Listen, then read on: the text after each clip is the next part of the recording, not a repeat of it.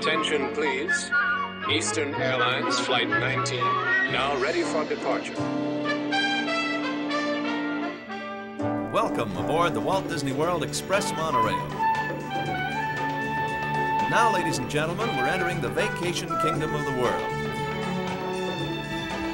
There's enough land here to hold all the ideas and plans we could possibly imagine.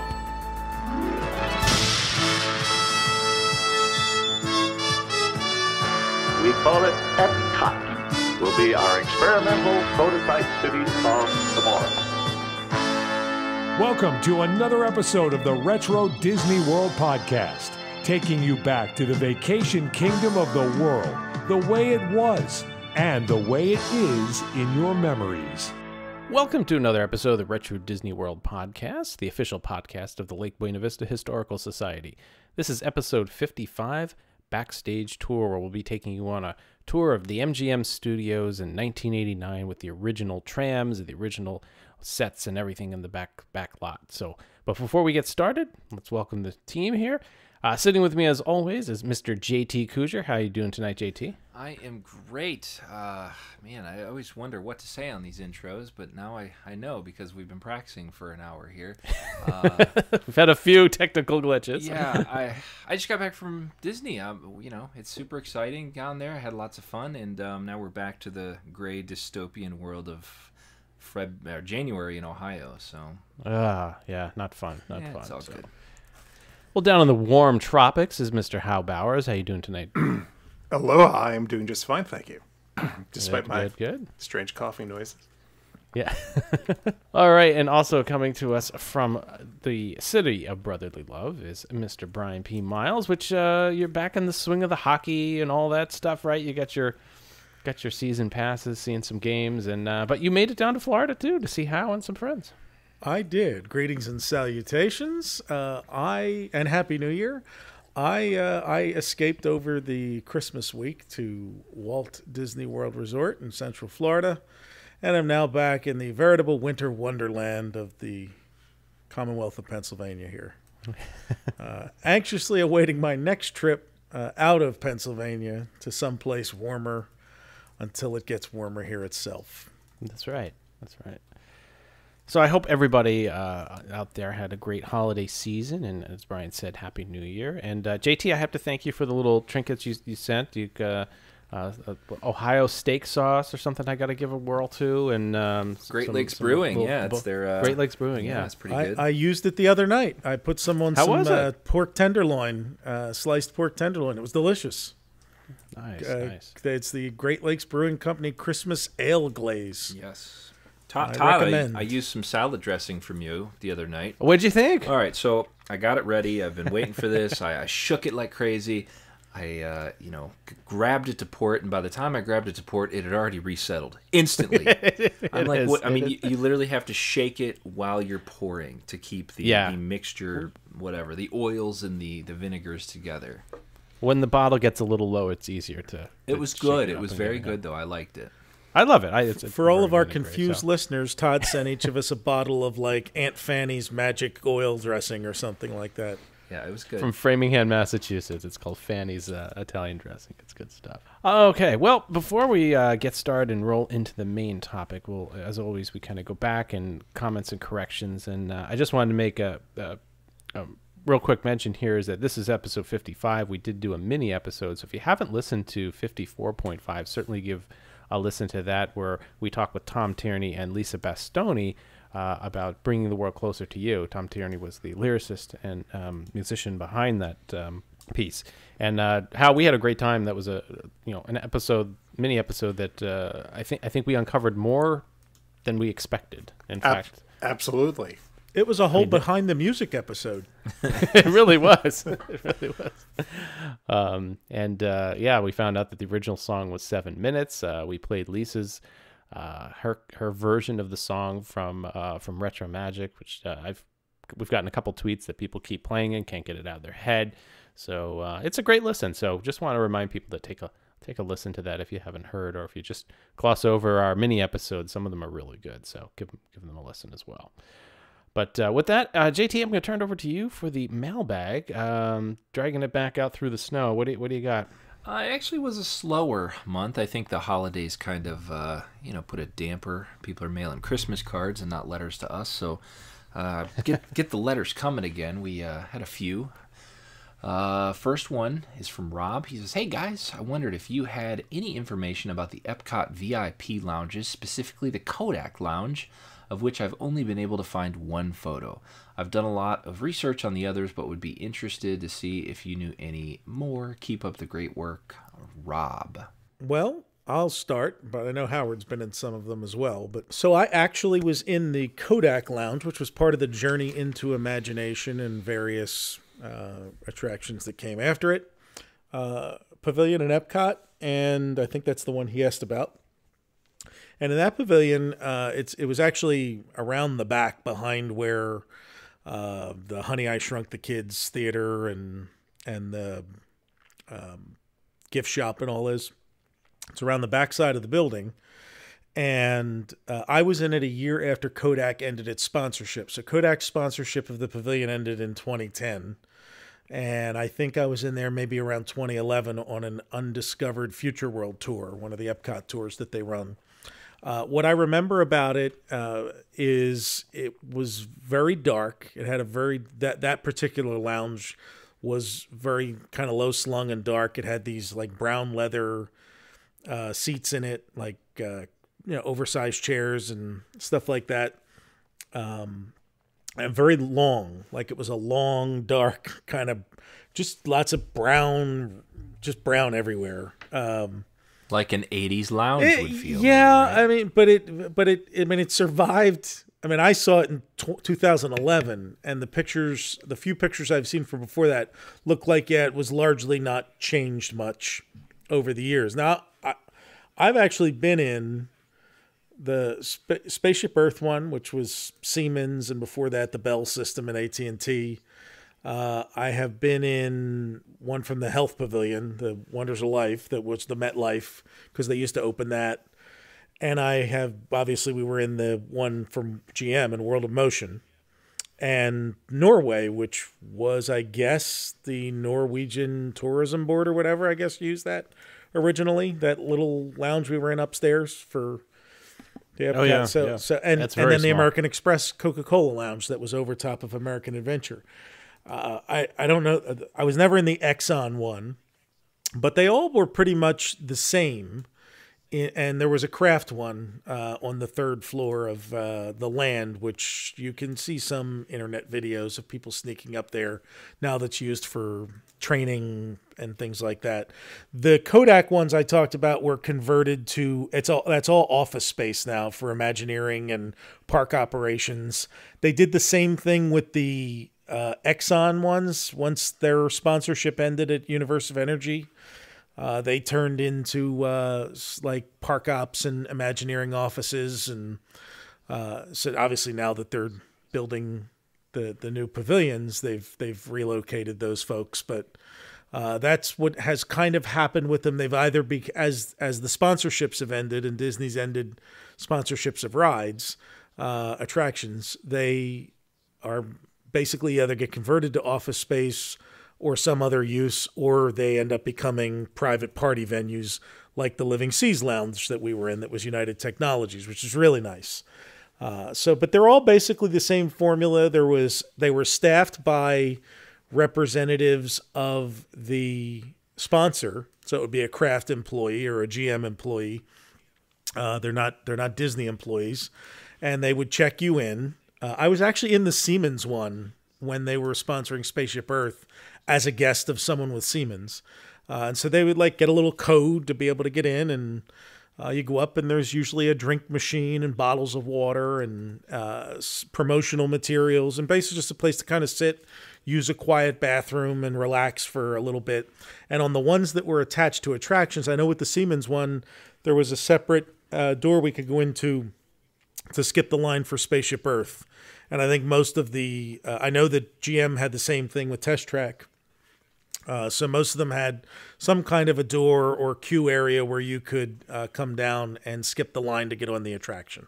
It's fair. These are so fascinating to me. There's a site out there, which I'll link in the show notes. He's actually reached out to us and, use some of our photos and stuff too, but they're just so crazy to me. Did you see the magic mirror when you were in the Siemens one? I'm sure I did, because we spent what was magic about it. Apparently, if you stood in front of it, it overlaid like a Snapchat filter, like over your face, like a wig or something, like a cartoon. Possibly. I mean, I have pictures. I'd have to go back and look at them. And the other one, which I think looks so 80s, is the Horizons one he's got on his site, too. Yeah, I obviously never saw that. Yeah, the GE Executive Club. So they're super cool, though. They're definitely, I don't know, it's a unique thing to me. So yeah, the GE one had all sorts of tiles and glass block. Glass block tiles and stuff. Really, there was a Hewlett-Packard one too at the Mission Space, which I don't know what is being done with it now. Yeah, he's got some stuff on that one. It's actually, the entrance is outside, and then it had a postcards from space booth, but he does state it's not open to the public anymore. So. But very cool. Okay, well, thanks, Brian. Appreciate that little info there. Next up, we have a letter from an unknown. I don't have a name or an email. They say she says, my mom remembers buying a fog machine at Innoventions. Do you know what store or experience that was? Do we have any information on Halloween Adventure fog machines? Was Halloween Adventure? No. I was like, Spirit of Halloween. They put a Spirit Halloween in Innoventions when it closed. Obviously, they had the big that's what it does. Banner on the outside. Yeah. Anybody buy a fog machine or any of that?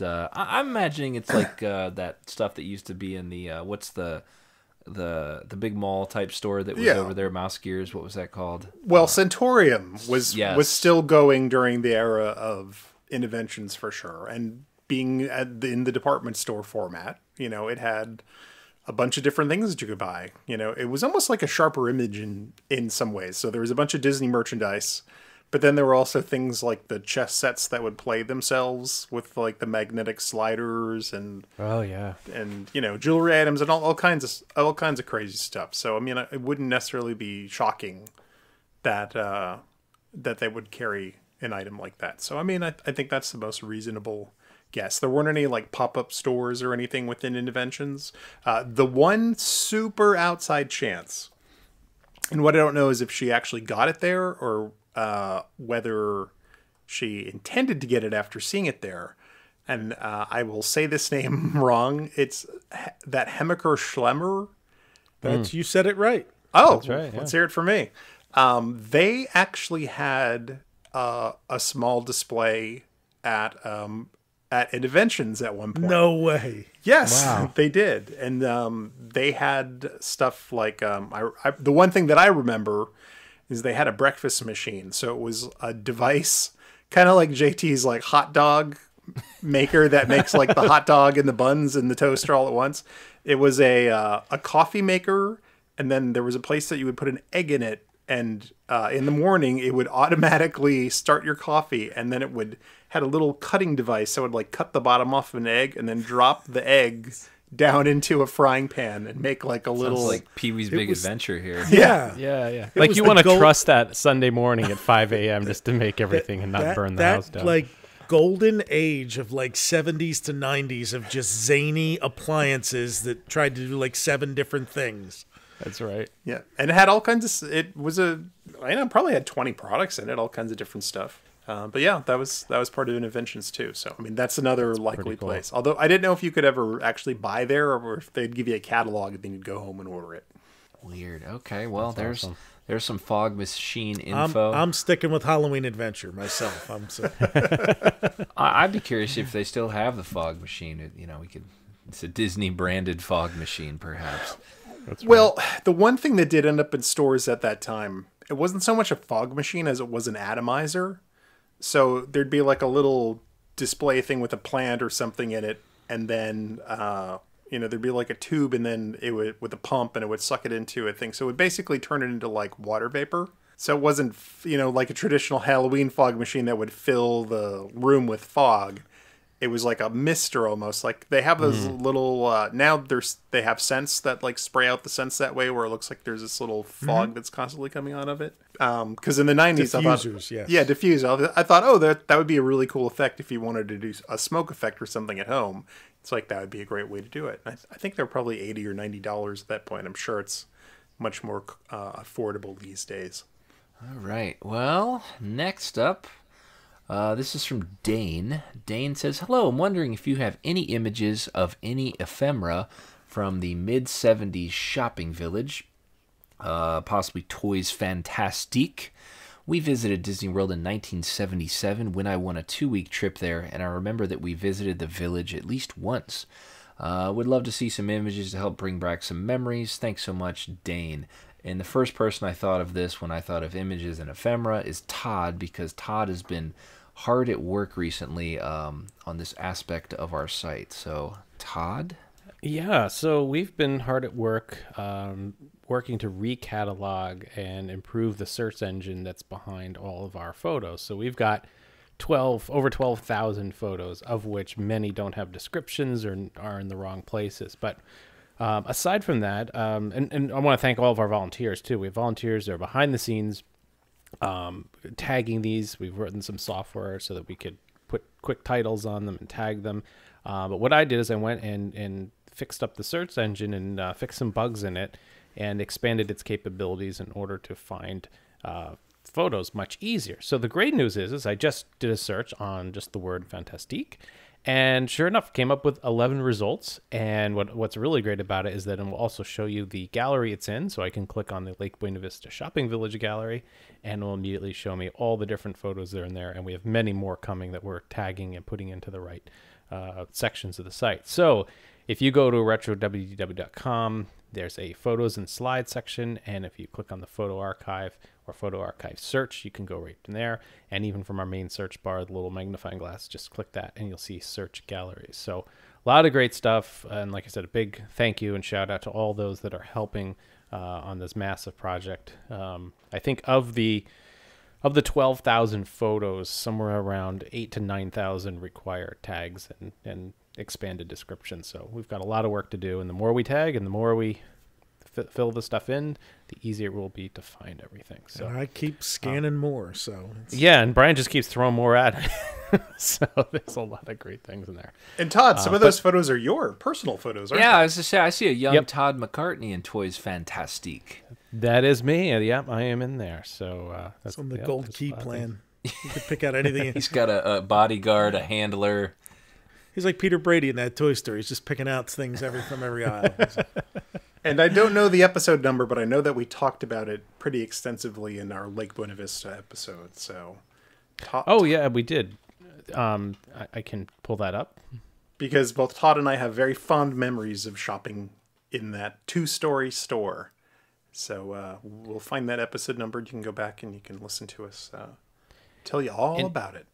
And it's the store is still there. I believe it housed Star Wars stuff the last time I was there. It's kind of kitty quarter across from the Christmas shop at Disney Springs over on that side.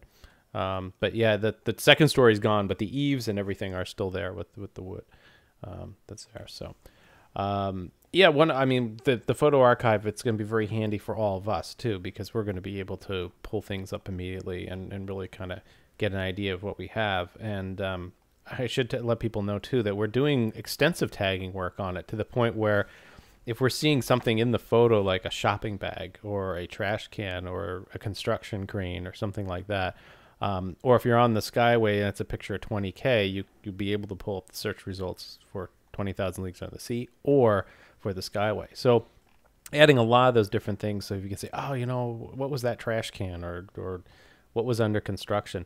I will caution you, do not just search on Epcot or Magic Kingdom, because you'll basically blow the server up. It'll just give you everything, because almost all of them are tagged. It'll bring up a couple thousand of them. So I don't know. Have you guys tried the new search out yet? Have you given it a whirl? A little bit, yeah. It's very, I'd say it's pulling up more than it used to, which makes me happy. And I haven't done to the depths that you just said, the Skyway and the 20K, but, it's definitely, I like it much, much better for sure. The great part is if you put in Epcot Fountain, you should see all the hits now, all the fountain photos. So just cool, so cool. Well, thank you to everybody who's been pitching in on that. All right, JT, does that wrap up the mailbag? Yeah, it does for now. We got a big topic, so we're going to get to that here in a minute. But if you want to touch base with us, reach out, send an email to podcast@RetroWDW.com. You can tweet at us. You can, pretty much any way you can get hold of us, we will look for you on there. Social media, anywhere, and also subscribe to us on YouTube. And you can comment on a video as well, and we'll look through those and possibly put you on a future episode. All right, well, it's time for this month's Audio Rewind. And Hal, you've been picking these out, and I just wanted to tell you, you broke another record. I'm going to guess what it is, but please go ahead and say. All right, so Hal has been selecting these for the past couple months, and he's done some doozies. Well, you have certainly given them a doozy. You got a record number of entries this month at 10. So you stumped them all, and of that, only 3 were correct. Wow. Okay. So why don't we play it, and then I'll talk about what it is, and then why I thought we would get a lot more. So there we go. Yeah. Let's take a listen to last month's Audio Rewind.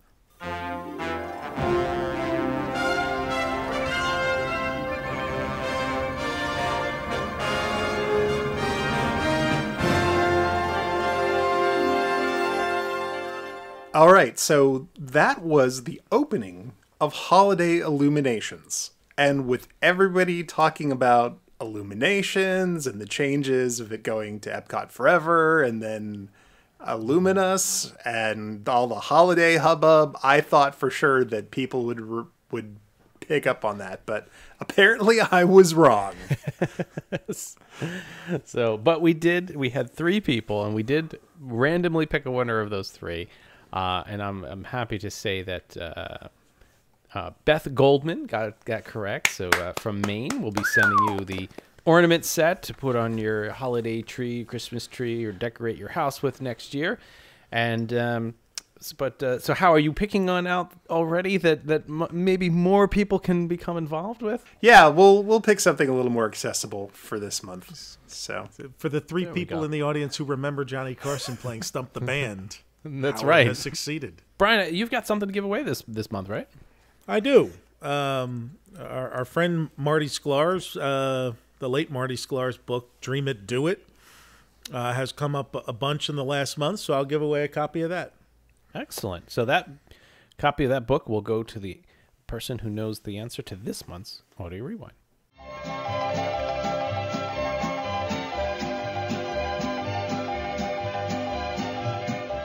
If you think you know the answer to this month's Audio Rewind, send your guesses to contest@RetroWDW.com.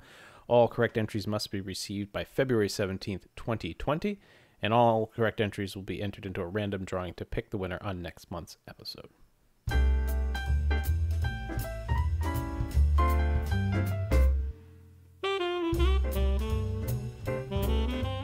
All right, well, it is time to get into this month's main topic, and I must say I'm excited for it because I have vivid memories of getting on this attraction just a few months after its opening. JT, this is coming into your area of expertise and your time frame where you really started remembering your trips down there. How you were there opening day, so you've got some comparisons. We're going to talk about the Backstage Tram Tour, which has gone through umpteen name changes and modifications, and so I think we're going to focus more on opening day, but then talk about some of the things that did evolve over time. And I've got a couple that I swear from 1989 to riding again 91, there were so many changes that it almost didn't even feel like the same attraction. We're going to kind of concentrate on the beginning stages. Like you said, there were a lot of changes over the course of time. Things changed and the whole tram tour got turned around. I kind of didn't ride during that time period, so I'm sure there were stuff that I missed, but we'll touch on some of the highlights of the changes, but we'll probably have to loop back around again to talk about the closing days at some point in the future. Once Lights Motors Action went in, is like a completely different thing. So there wasn't much left. Yeah, after that. but yeah, let's go back to the beginning. Let's get in the Wayback Machine and go back to 1989. You're at Disney-MGM Studios, and there was really 2 parts to the park. So there was the theme park, and then there was the actual production studio, and that's kind of the way that it was divided up. Although if you were in the park, you probably didn't think of it that way. But the concept was once you went up Hollywood Boulevard, which was in the theme park part of it, and you turned a right through that big gate, which used to have the Disney-MGM logo on it, and then later on has different versions of the Disney's Hollywood Studio logo on it. After you walked through that gate, you were in the production area. So you were in the place where movies were actually being made. Hot set. Yep. So you had, you had the animation studio there. And this was kind of your access to the tour of the backlot. And we've talked about it was really broken up into two sections, a tram tour, and that's the part that we're going to talk about tonight. And then there was a walking tour through the post-production facilities and the special effects. And we're not going to do that tonight. That's way too much to try to cover in one episode. Oh, yeah. So that's going to be a separate one. So today we're just going to talk about the tram tour. So today, if you were to walk through those gates, in front of you would be the way to get into the Star Wars launch bay. Had a big shiny red sign above it. And the queue, and we're going to talk about the queue in a second, I think, Hal, but the queue is still there today. You can see some of the original tram, if you look carefully and know where to look, you can see some of the original tram road and the turnaround. It's still there today. It has not moved. So if you can envision that, it was purposely done to be tucked, like you were going through this thing and you were going to be getting on this tram that took you backstage. Yeah, and it was all, at this point, the queue was all outside. There's no inside. It's like you're gonna walk out. So on opening day and for a couple of years afterwards, when the park was very popular and there weren't a lot of attractions, it's like you would wait outside in that queue, for an hour in the wonderful Florida humidity. And it was covered with fans, but still it was, but it's still pretty hot out there. And the only thing that you kind of had to entertain you. I'm trying to remember if there were TVs in there. I remember were there? Yeah, there were TVs.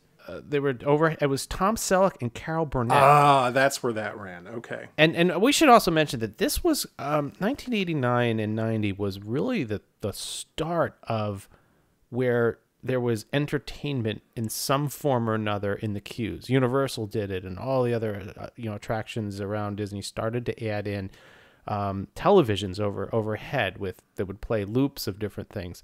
I kind of remember these big 21, 22-inch CRTs, maybe even 30-inch, hung. They were huge with special safety cables so they wouldn't come down on people. They were Sony's too, is because of the Sony sponsorship deal. So all the TVs were Sony's for the first years. Exactly. And Birnbaum notes, too, that there's some funny comments from such luminaries as Mel Brooks, Clint Eastwood, Richard Dreyfuss, Robert Zemeckis, Francis Ford Coppola, and Eddie Murphy. So they had the big names to kick it off. That's good. And then all down the side, there were all those movie posters and different things about the Disney studio. Yeah, I remember the Duratrans displays that were kind of in the middle. So these were kind of like large banks of backlit displays, and the one that I always liked was there was like a big a really nice clear picture of an audio animatronic head in there. And all of the stuff that you saw in the displays are basically setting you up for the things that you were going to see during the two parts of the tram tour. So between the TVs and these displays, it was hopefully entertaining. And before we get too far into this, I just want to give a shout out to someone who provided me with a lot of good reference photos for today. And that is Bob Rowan. So Bob, thanks for your photos from the 90s up to 94. It was helpful to kind of put some things in place. It's like I've got some video and some pictures, and Todd had some video and some pictures, and of course there's stuff out on YouTube. But Rob sent us some beautiful photos on Twitter that really helped solve a couple of the questions that I had while I was working on this. So as a South Jersey man, Bob, celebrate with some pork roll. There we go. And we also we have to thank him too, because we none of us had the right version of Birnbaum's. I put a call out on Twitter, and Bob supplied us at the last minute some scans of the pages that we were looking for. So thanks to Bob for that as well. So he's an honorary member tonight on the awesome. So you would come out after you saw the TVs, and there was a really nice topiary of Mickey Mouse holding a like a film clapboard. And we should also notice too that this entrance area where you were about to board the tram, it didn't even last 10 years. It was not there very long before. I mean, by 1999, that area was paved over. The animation building was added. I forget where'd you board. I can't even remember where you boarded the tram after that. It was that you walked through that like metal garage door opening, right? Are you talking? Or am I going too far ahead? I don't know. No, that's true. No, that's right. You did eventually go through there, and I think at a different point in time, you ended up boarding where the exit once was. But I'm not, like I said, there were so many changes. It was hard to keep There's track of little all that. tweaks, and it's almost like the Speedway modifications to the track. You could do an overlay GIF again. Sure, it did keep getting smaller and smaller too. Yeah, it was almost at some point. It was like, why are we even doing this? It was a short ride. But we have to also understand that the reason that they had this ride too was that this was a direct competition to Orlando's. Very own Universal Studios. Yeah. Right. They needed a ride to combat that, and with the whole working studio setup, this was meant to compete with that because Hollywood had a tram ride, but the Universal Studios tour in Orlando did not. So this was kind of trying to one up them. It actually did when it opened. And that's right. It went down the lasted street. A very short time. Very It was short like time. I couldn't. That's one of those rides. I think we waited an hour for that. And I was like, that was it. I think it lasted less than. It was like 6-7 minutes, and it was done. It was like riding a tram through a theme park, right? Yeah, That's it all it was. It was really silly. We're gonna take you down the streets that you can walk on normally. So we're done. Anyhow, so you'd you pass the Mickey Topiary, and then you'd wait for these really nice, big, beautiful red tractors with doors that would like flip open. And actually, these tractors stayed the entire time they were there. So if you saw it later on, it's the same one. It's the same thing. They had the red paint job with at that time the studios was decked out in a motif of red with a black trapezoids or rhombuses and blue dots and all that, and they were decorated on the side. And it was like a tan top, and the whole right side, when you pulled up, you had to stand behind the line. There were no automated gates. You could have gotten run over by these things. But the very similar to way that you get on rides now too is that there were a set number of corrals, if you will, or metal fences that were angled.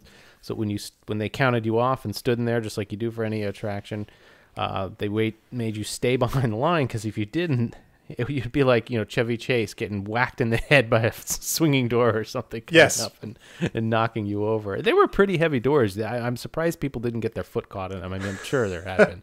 They were. Yeah, and they flip up like this big, huge swing up mechanism, like I don't even know, like you're open. They're gull wings, right? Yeah, it's like a DeLorean. DeLorean. Yeah, that's exactly right. Yeah. And I don't believe there was any way to open the left side too. I think they were only designed for the right side. Yeah, that's correct. Because they did all the load and unload from the right. Yep. And what I found out is that the tram, the tractor part of it, was actually engineered and built by a company called Triad Services Group in Madison Heights, Wisconsin. So, thank you, Triad Services Group. They were beefy, big tires and everything. Yep. And their turning radius. I'm gonna really geek out here. I have in front here. I have the original scale model of the entire mall. The Triad Services sales brochure from '88. I didn't have time to paint it. I will say, while you're digging, when we walked onto this, now this was, I think we went in '90 was the first year we went. We were used to the trams hauling us around Fort Wilderness, and they had them, that was how you jumped the internal service loop for the guests. They didn't have those doors. So like, if you were running up to the bus stop at your hotel, your loop, and the tram's pulling away, well, you could, if you were smart, hop on the back one as it's slowly rolling away. I think something happened. Somebody got run over because those disappeared to the Disney buses. So when these showed up, we were like, hey, the trams are back. Oh, they got these big doors on them now because the campers ruined it. Like, that was what we thought at the time. But yeah, that was the first tram ride I took, since Fort Wilderness for a number of years. Well, what's really interesting is that the width of the circle is only about 80-some feet on the outside, and the inside is 50 feet. That's a really, really tight radius to pull something and have all 8 or 9 cars, whatever it was, follow around. Well, they did make. Oh no, there were only. Actually, I don't know how many cars there were. I've got one over here on the overhead. 1, 2, 3, 4, 5. There was 5 in the tug. But they could somehow make very close to 90-degree turns because a lot of the streets back there were pretty normal. So exactly. So you had a turning radius of somewhere between 50 and 80 feet, on the inside or the outside, which is pretty cool. So there's some. If you go into Google Maps, you can look at the from 1995 and take a look. It's nice, pretty sharp picture. All right, so let's get on the tram. Yeah, let's get on the trams. Hi everyone, welcome aboard.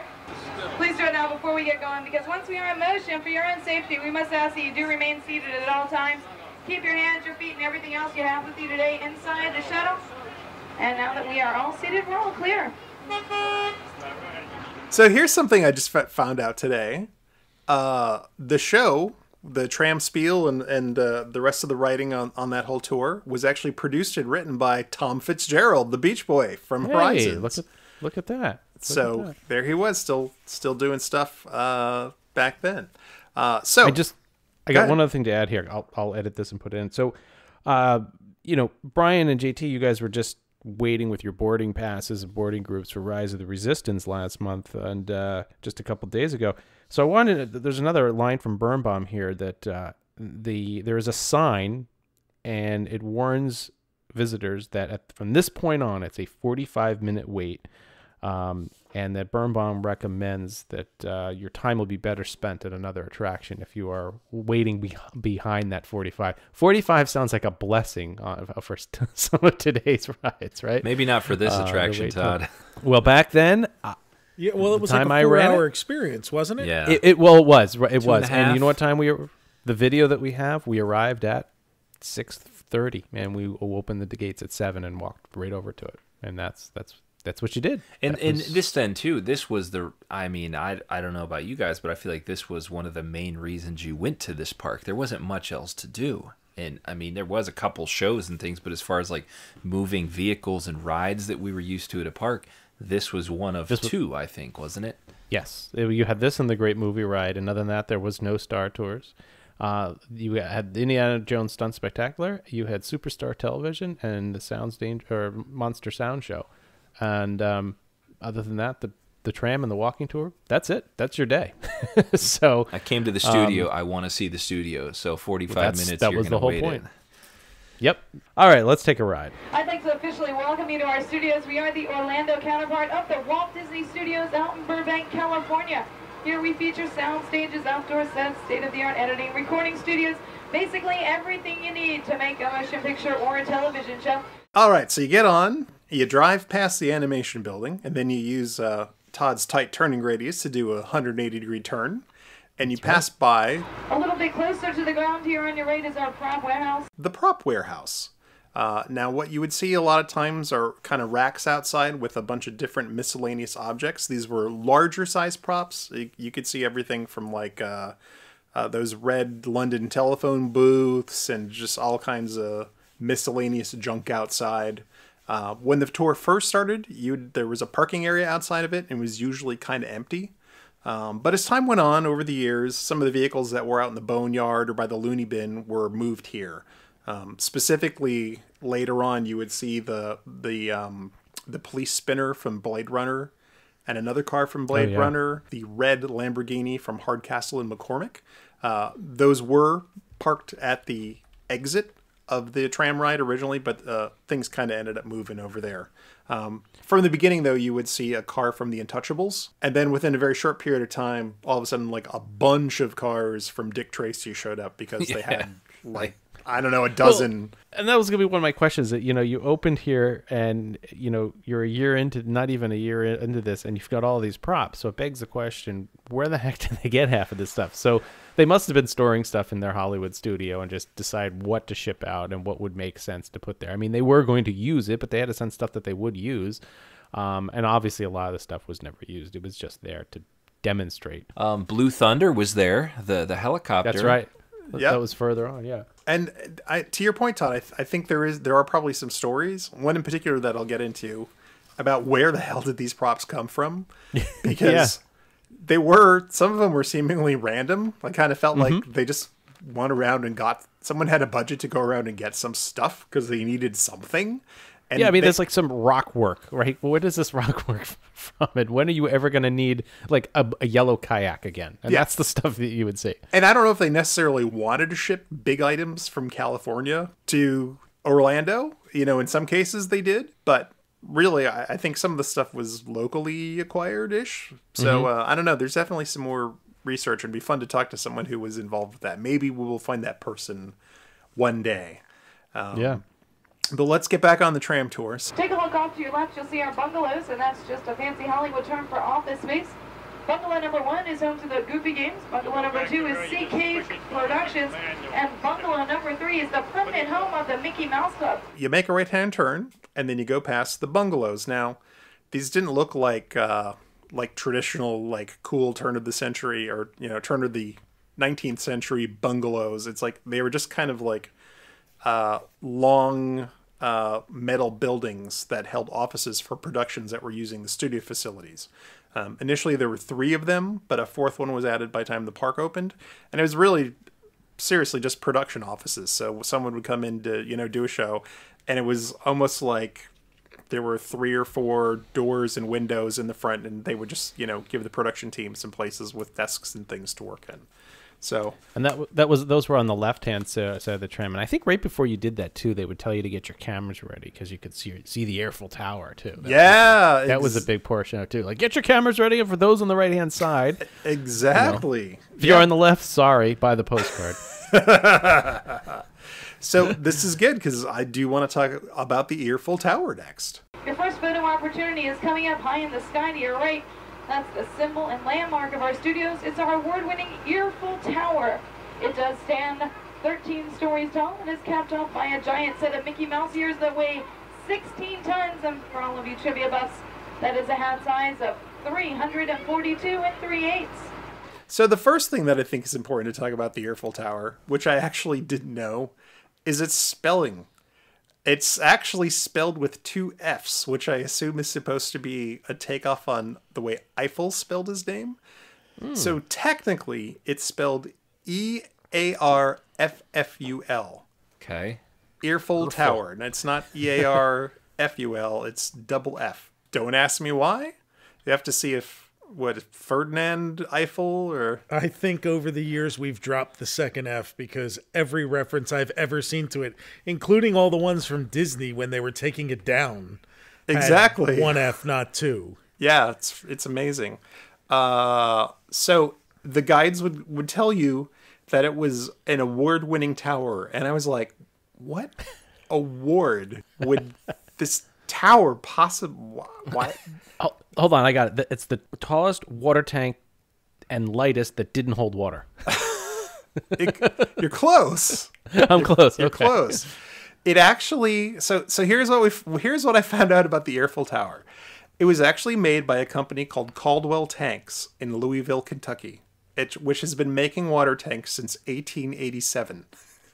Wow. It is a 100,000-gallon double ellipsoidal elevated water tank. Its style is a multi-column elevated storage tank, which the industry calls a leg, which I suppose is because it stands up on legs. It is 130 feet high. 130 feet high. The tour guides would occasionally refer to it as being 13 stories. Oh, it's our lucky 13-story tower. The tank part was actually 22 feet high and 28.5 feet across. And the spiel that they'd always give is that means that the Mickey ears that were on his head, because it was done as if it was wearing a Mickey hat, would be a size 342 5/8. There it is. That's straight out of the press release. Each ear weighed 5,000 pounds. The tank and ears together weighed 16 tons, which is 32,000 pounds. And it cost $234,500. Oh, a bargain. Isn't that crazy? Which probably makes it maybe the cheapest park icon. Yeah, I mean, probably. The castle and Spaceship Earth obviously were expensive. So here's what it won. It won the 1987 Tank of the Year award, presented by the Steel Tank Institute Steel Plate Fabricators Association. And I was like, 1987, but it turns out it was actually constructed beginning in 1987. It was there early. Yeah, so it was one of the first things built. The studio opened up for actual work in 1988. So yeah, We should briefly explain why the water tower, like the significance of it. The studios, all the Hollywood studios had a water tower on the lots back in the golden age of Hollywood that contained real water, mostly to put out fires, because they did a lot of flammable stuff there.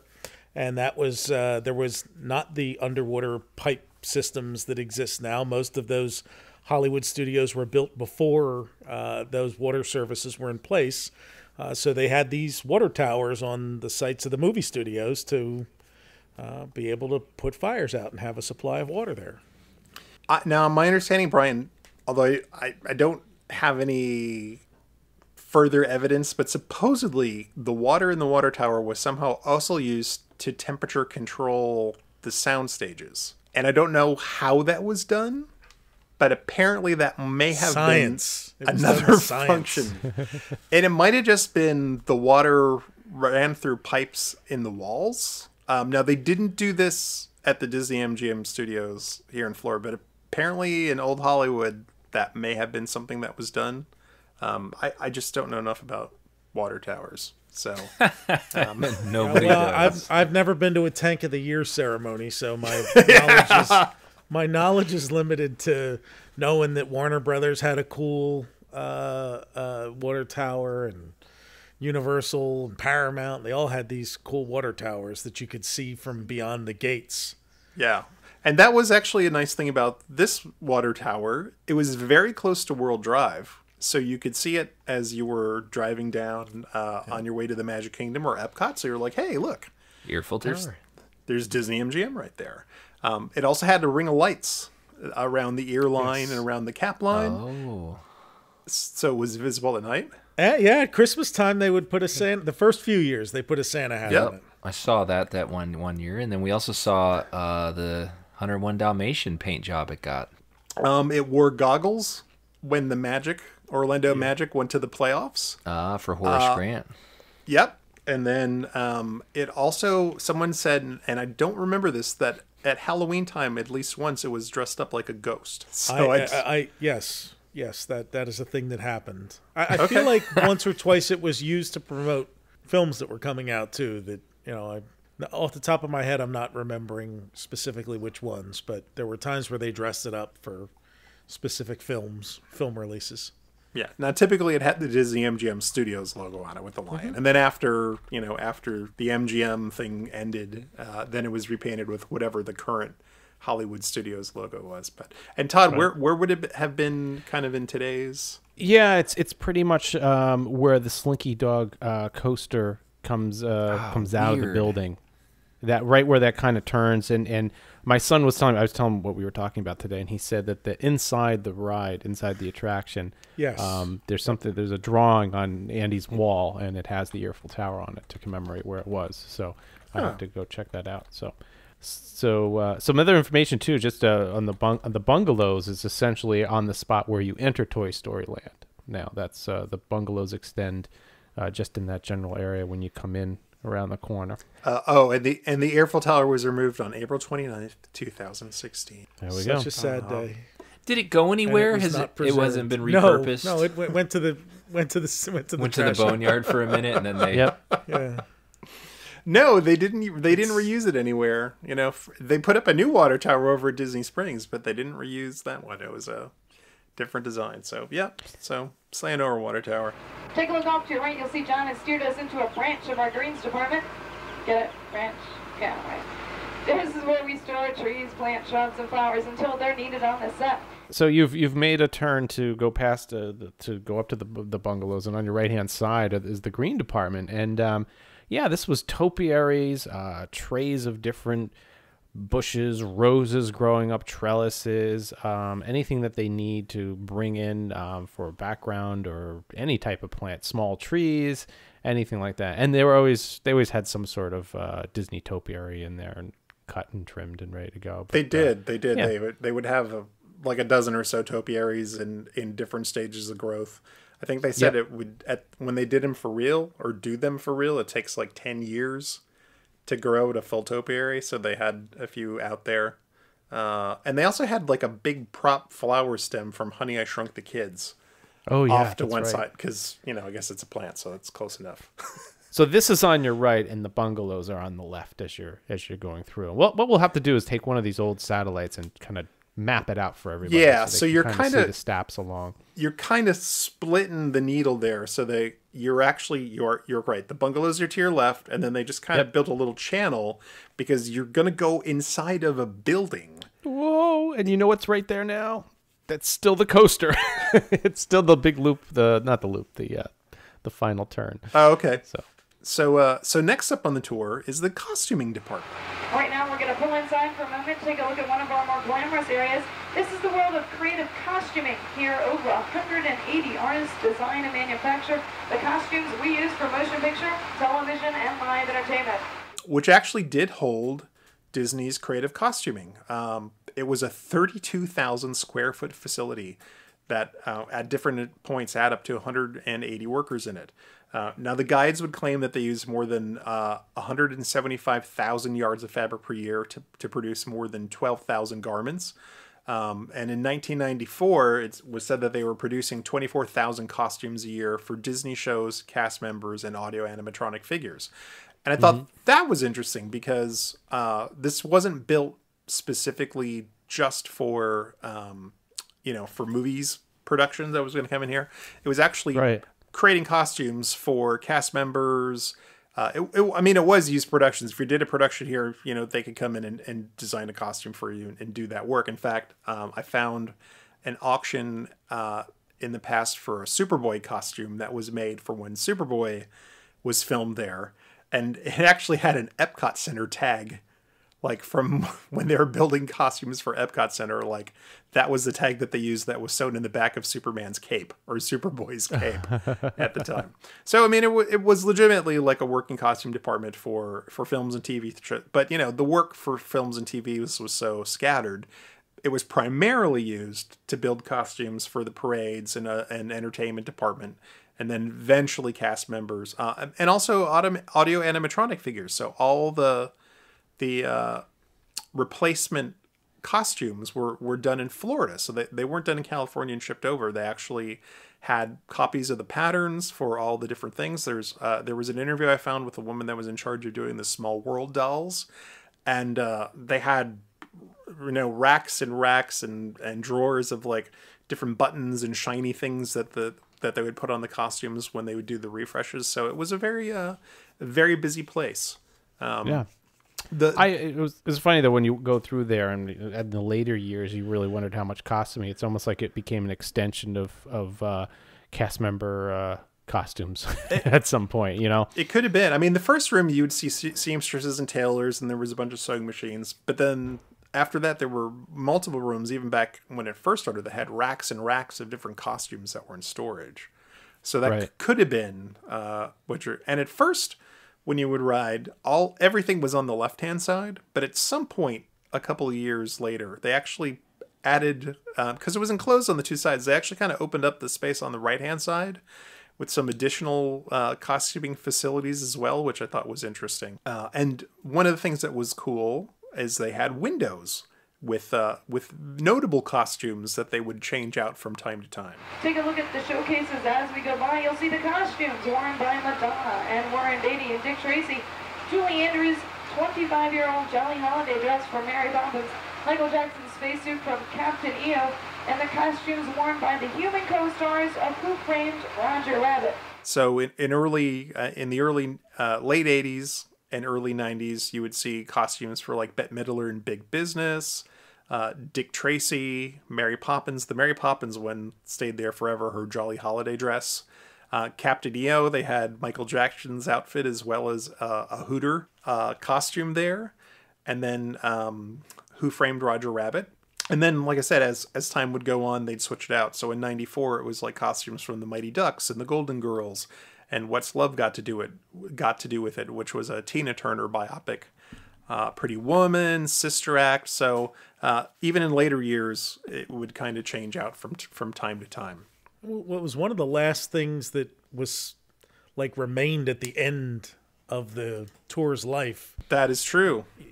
Yeah, like that in the carpentry shop. Like I just remember you used to see them all the way up until they finally killed the tour. Yeah, and those buildings actually managed to remain until February of 2016.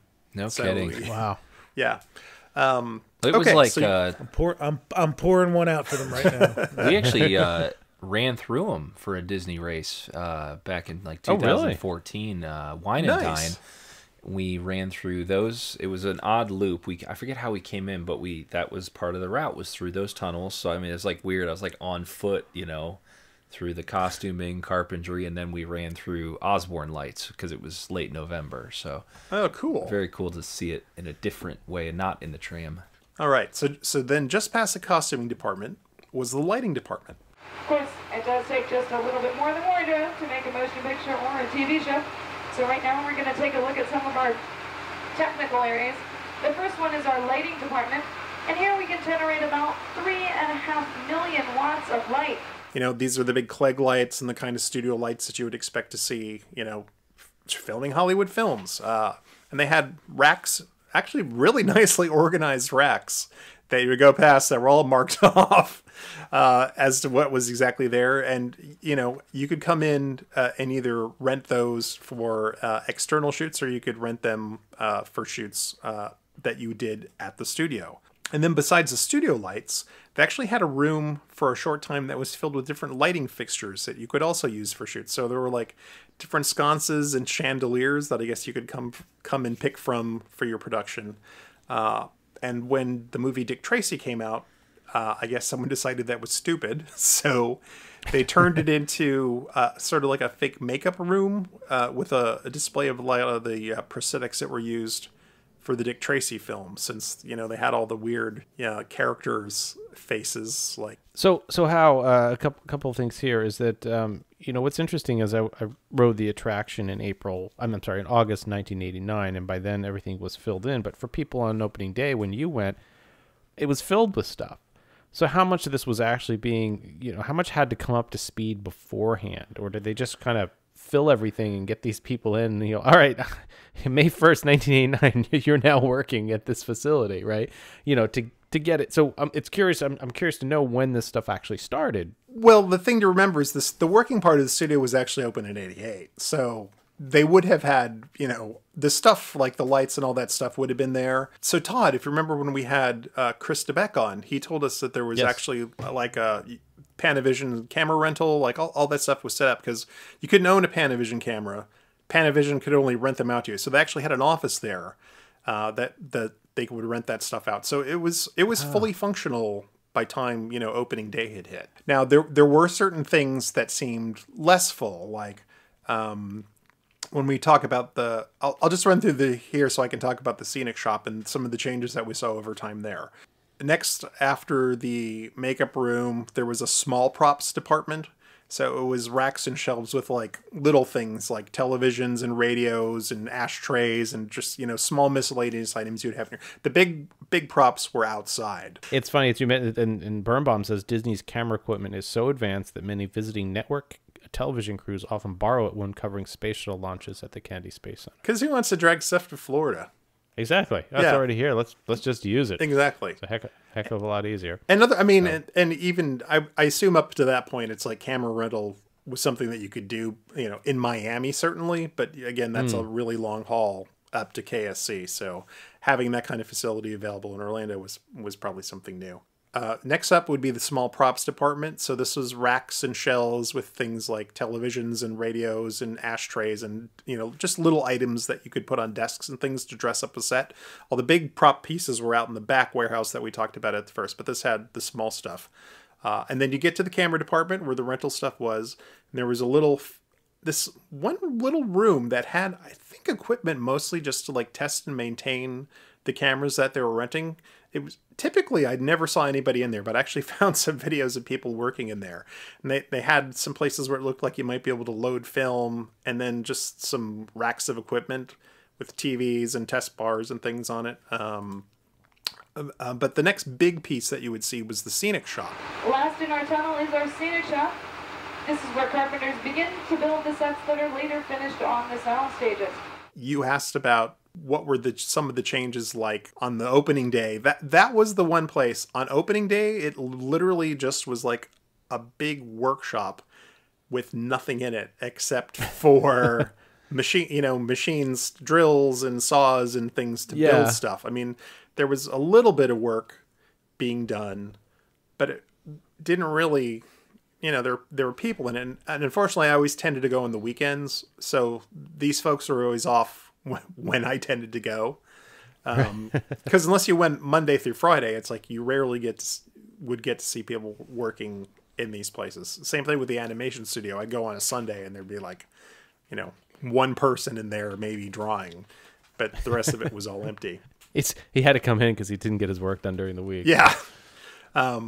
But as time went on, and productions kind of ramped up, it's like when Wheel of Fortune came in and Win, Lose, or Draw, you could see stuff being built from time to time, and they would kind of put it up against the wall on one side.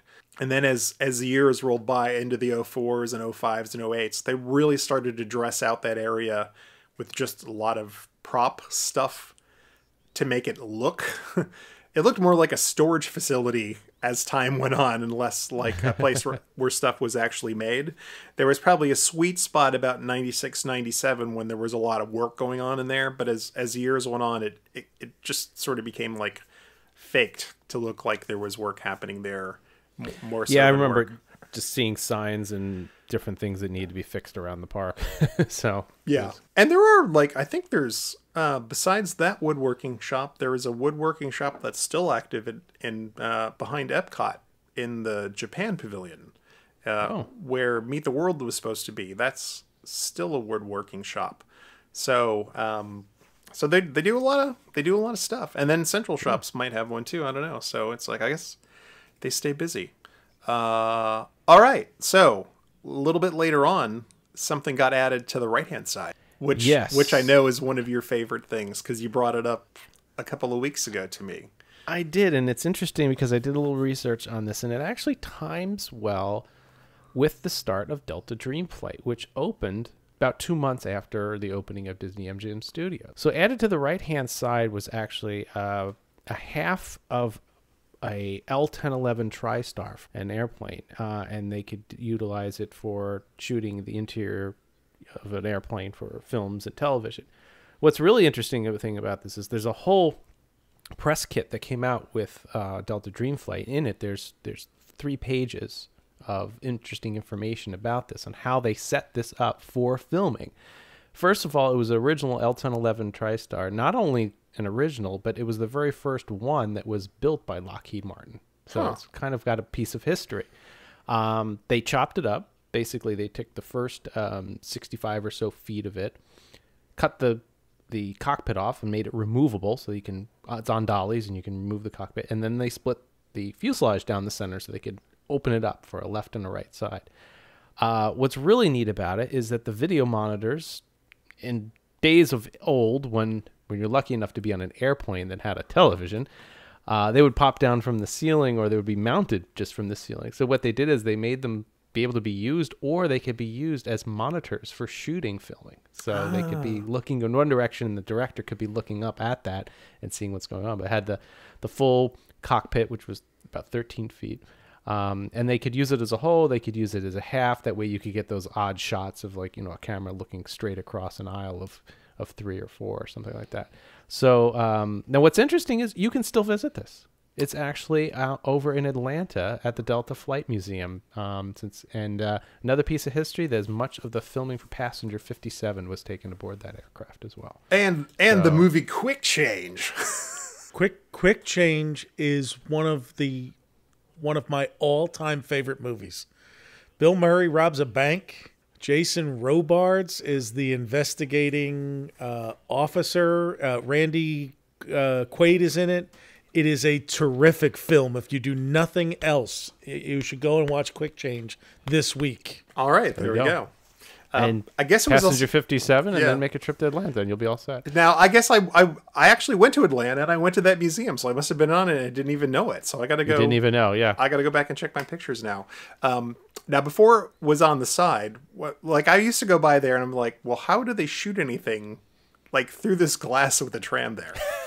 Right. It actually got moved there afterwards. For a little while, it was actually down on one of the sound stages while they were shooting. So if you went through the soundstage tour, you could actually see it set up on one of the sound stages for this. And I guess they used it for some of the like the warning films. You know, when you would get on a plane and they would do the exits are behind you. It's like that was also filmed in there too. The whole thing was on casters, so all three parts, the cockpit could be pushed away, and then the whole thing could be split down the center with casters on, so they could, roll it anywhere they wanted. But there's some great pictures of it on Delta Museum's website, so we'll include that in the show notes, and you can take a look at it. Awesome. That's so cool. All right, so now you're coming out of the building, and for a little while there was nothing there. But in 1990, they dressed up the area for an exterior shot of the Sterling Laboratories for Honey, I Blew Up the Kid. And this was a time when there was a ton of Honey, I Blew Up the Kid stuff there. And they basically built a little guard shack and could park a car out there. And they actually used that for real in Honey, I Blew Up the Kid. So there was something actually shot there right outside of the scenic shop. So that was pretty cool. And then a little later on, when they were working on Thunder in Paradise, a little bit forward and to the left of the scenic shop, they actually built a water tank.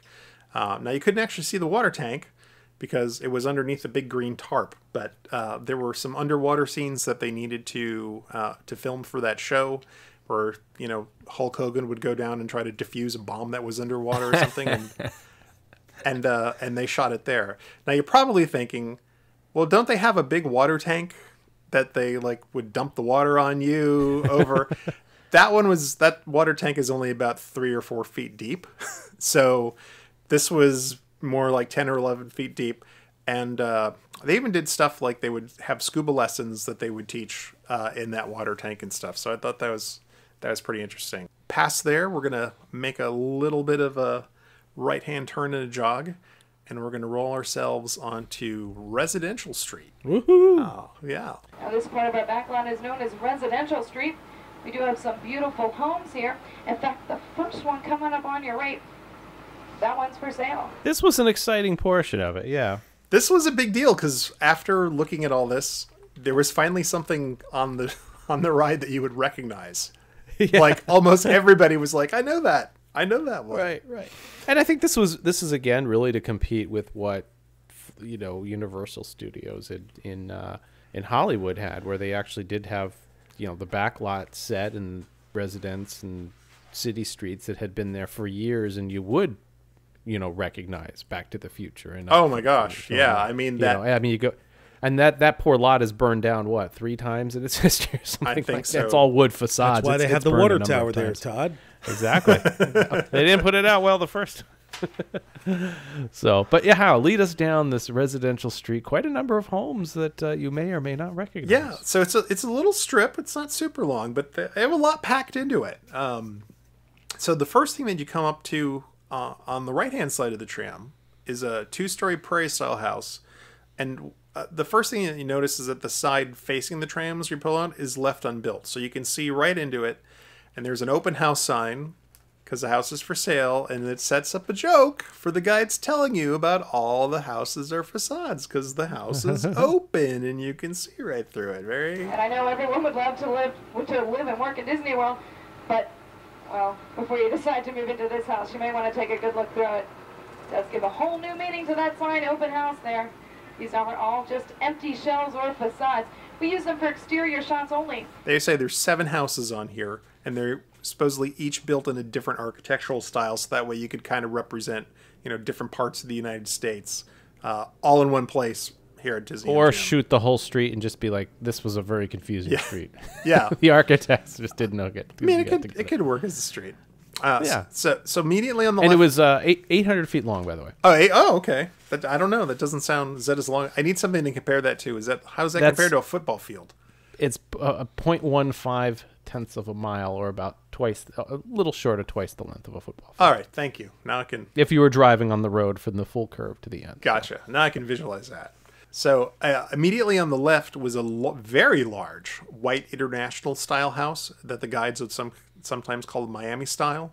And I think this is one of the houses that almost nobody noticed for years and years, and almost no one ever took pictures of it or video of it, because the guides would almost immediately draw your attention to the next house on the right that was much, much more memorable. But when they finally did start talking about this White House, they would point out that there was a 1963 Cadillac parked in the carport that was used in the movie Tin Man, which 7 or 8 people may have seen in the 1980s. It was not a... and you may be asking, why did they so quickly point out the house that was on the right-hand side? And that's because it was number 242, Vern's House, and Ernest Saves Christmas. Mm-hmm. Yes. Now, that wasn't really what the big deal was, because Herbie the Love Bug was in the driveway, and he was causing a commotion, at least for a little while. So let's talk about that, because I've got 3 different clips here up on the screen and of this exact moment. And Herbie, there's 3 different states of Herbie that I see. Yeah, so opening day, you could see there were kind of like these tracks, holes in the ground. Opening day, Herbie would like pop a wheelie. There'd be smoke coming out of his tires. He would move forward. His hood would open and close. His lights would flash. Water would squirt out of the windshield wipers. And then his doors on the side would open and close. And then as time went on, things started to change a little bit. Rather quickly, because I was there in August, and my footage has him just squealing and moving forward and then just moving back. No hood opening. I don't recall if the lights are going on and off. I'll have to watch it here. I see a lot of things, like in June, I found a video where the car tires would smoke, the car would move forward. It did not pop a wheelie. The hood would open and close and it would squirt water. And then in July, the doors would open and close and it would squirt water from the hood, but it wouldn't move. And then you have a different scenario in August. Then I found some video from 1990 where it was fully functional again. But then, in 1990, the car was actually damaged beyond repair due to an electrical fire that actually consumed the entire thing in flames. And that's why your footage from October 1st, 1991, there's a pickup truck parked in the driveway doing some maintenance. Sitting on a black spot there. Well, what's funny is that they didn't even bother to cover up the tracks. No, they didn't. They didn't. So, and now at some point in 1990, after this car's damage with the electrical fire, they actually brought out the Herbie that was used in the parades in the 1970s and parked that. And you can tell that one because it has like eyeballs instead of lights with like eyelashes, and it has a black open top. Completely different car. That lasted for a short period of time, and then by 1991, Herbie was totally gone. But okay, but I will go back. It actually was Vern's house from Ernest Saves Christmas, and a lot of times they would talk about how they could take a July day and they could turn it into Christmas, in a winter with ice and snow, and that's exactly what they're talking about is when they did the shoot for that movie here. So I recently just saw it. I didn't see the house part of it or very much of it. Do you recall how it got used in that film? I recall at one point he's trying to drag a tree into the house and causes all sorts of zaniness and mishap. You don't ever see Vern though. You're like, the camera is Vern, right? Do you guys? Right. So you don't. He's just. It's like Ernest talking to the camera, that whole thing. But I mean, I'm sure you're gonna mention this, that a lot of that movie was filmed there, like on property. And you see sometimes, because he was a cab driver, you see the old brown signs in the background. This is before they went to that purple and blue or whatever it is now scheme. So you see like he's just doing laps on the property while they're filming. But it's like, oh wait, what sign was that? I don't know if you can actually make them out or not. But yeah, they did legitimately film that movie in Orlando. So is it safe to say Vern's facade was the only facade possibly used for actual filming? No, you could not say that. Okay. And yeah, because actually in my footage, they were actually filming something. It looks like a television commercial. It looks like a realtor in front of the house next to Vern. So and that didn't make you believe that the magic of movies was happening in front of you, Todd? Wasn't the magic of movies, the magic of a 40-second commercial that was going on. A working studio. They didn't promise you how big. It wasn't Die Hard 3 or anything, you know. But that was the era that sometimes, I swear, they would have fake stuff set up to make it look like they were doing something. But exactly. And what really always used to get my goat was, you know, when you would go to the Indiana Jones Stunt Spectacular and fake cameras and fake cut. Yep. Yeah, exactly. Oh, we're not doing anything. We're not doing it. All right. So next to Vern's house on the right hand side was a very nice mid-century modern ranch that the guides would never speak about. Like that's the one where the realtor was filming. Probably it was beautiful design. I'd like to actually see more pictures of it because it's quite nice. Because across the street, coming up on your left, that's a house many of you may recognize. It's the home to B. Arthur, Betty White, Rue McClanahan, and Estelle Getty. Those are our Emmy Award-winning Golden Girls. Now, the exteriors of the house are shot right here in our backlot and then edited together with interior footage. That is shot on a soundstage in Burbank, California. The end result is what you see every Saturday night on NBC television. The money shot that everybody was coming for. It was the reproduction of the house used in the Golden Girls. I love that right there, the reproduction of the house used. Right, because so Golden Girls premiered before Disney-MGM opened, and they for the exterior shots for the first couple of seasons, they used a house in Brentwood in California.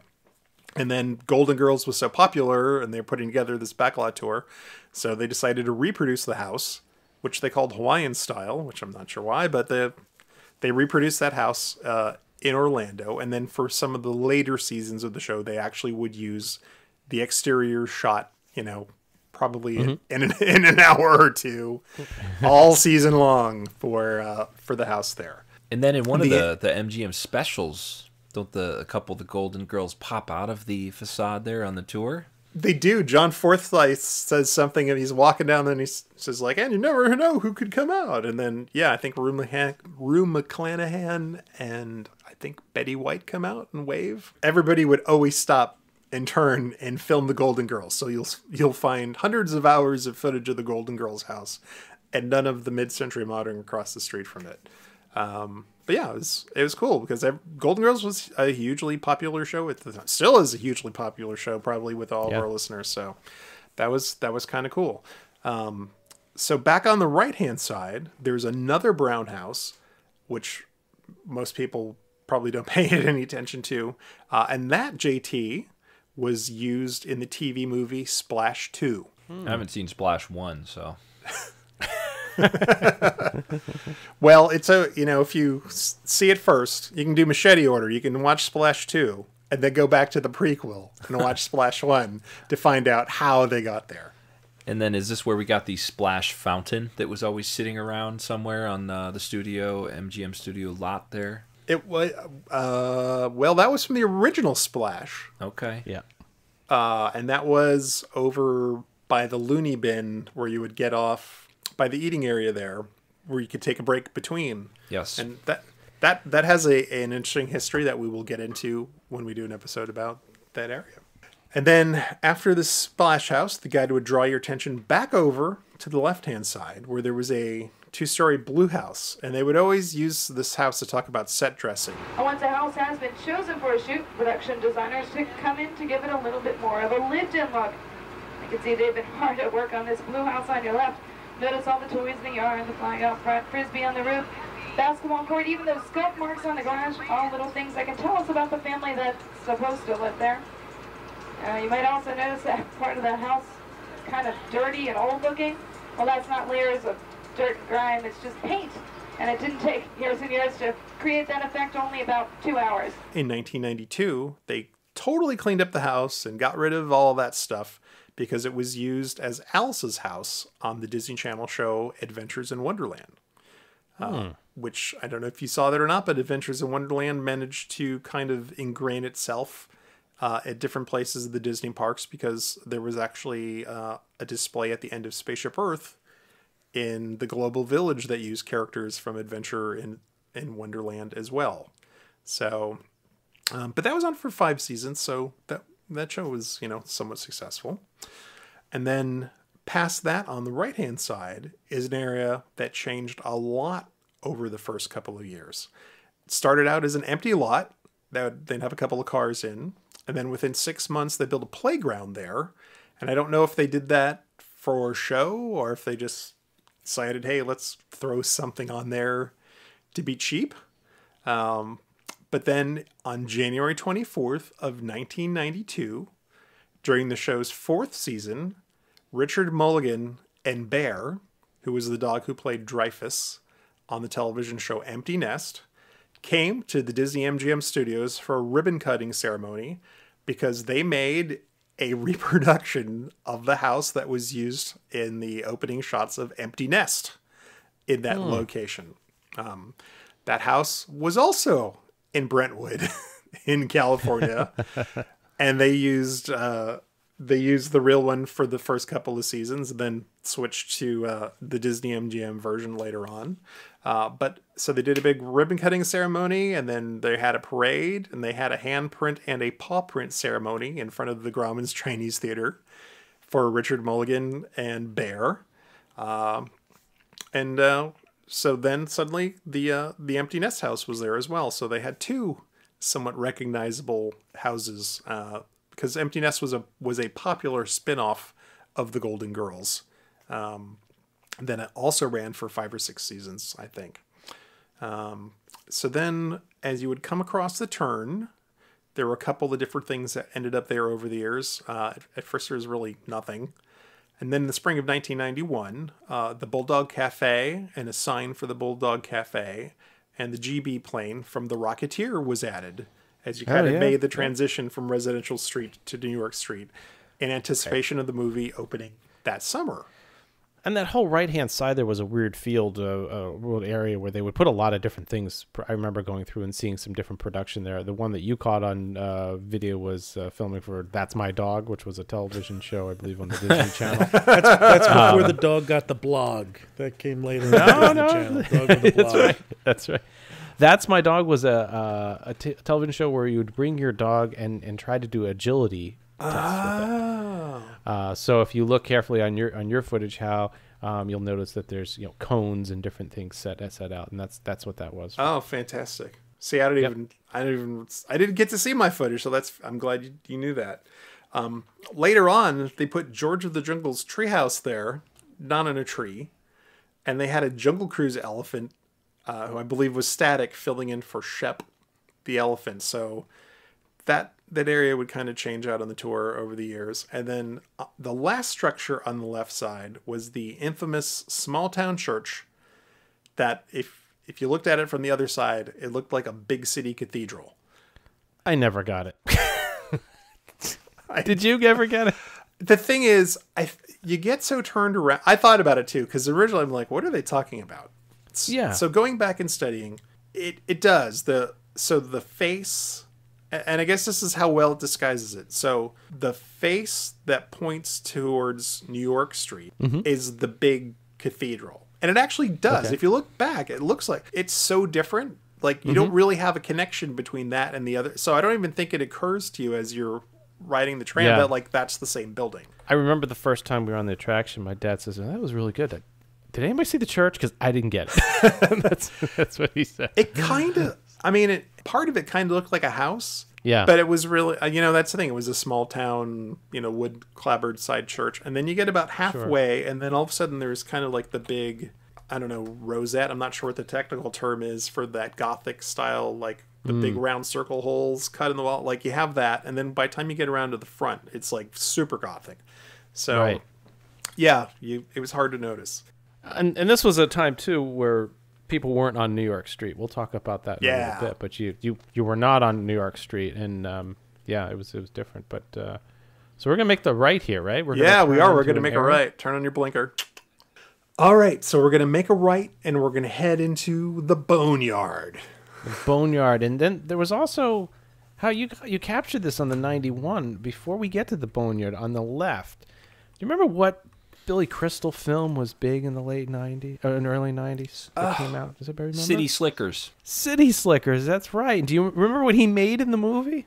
I really only watched the second one. Never saw the first one. I made a cow, right? So they had Norman the cow from City Slickers on the left-hand side that you would see, and he had his own little grazing area and little shelter, and you would see Norman the cow from City Slickers. Like the real cow? That was the actual cow. Are you sure it wasn't Minnie Moo? No, because Minnie Moo doesn't have horns. So okay, yeah, there we go. It was definitely a bull. Definitely a bull. So yeah, that was something that was added at some point. Well, early on. This was 91. Ripped from the headlines was Disney-MGM. They were so current. Whatever was hot. You want some Teenage Mutant Ninja Turtles? Kids, we'll throw some Teenage Mutant Ninja Turtles in there. As we round the corner, we're going to pull into our boneyard. And no, this is not where Pluto buries his bones. It's where we store all kinds of large props like cars, trains, planes, boats, even an occasional spaceship parks itself here. This is another one of those things, like it changed so rapidly. Constantly. My memories of the first year is that there was hardly anything there at all. Like the Dumbo Circus wagon. That wasn't even there. I have the August footage here. Okay. And let me pull this up and I can tell you.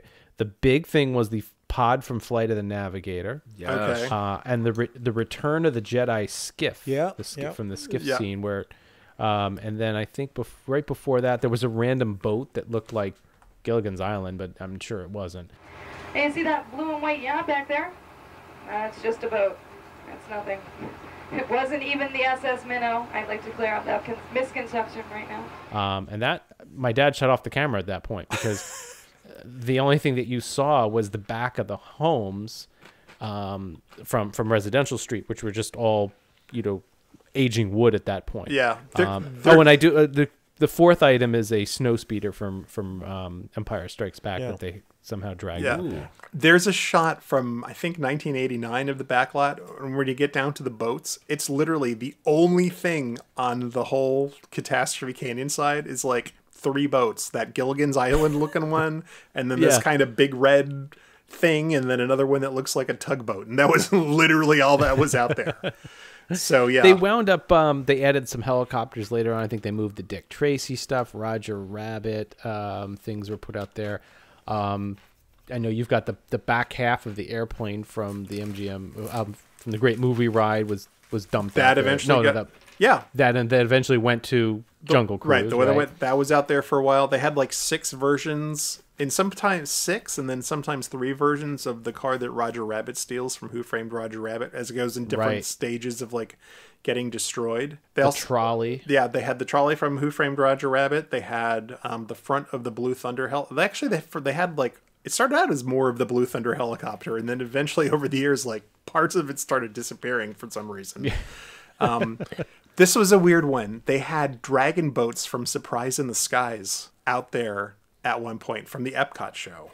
And there's also these odd things. I'm sending you guys a picture of these gears, which I have no idea what these were from.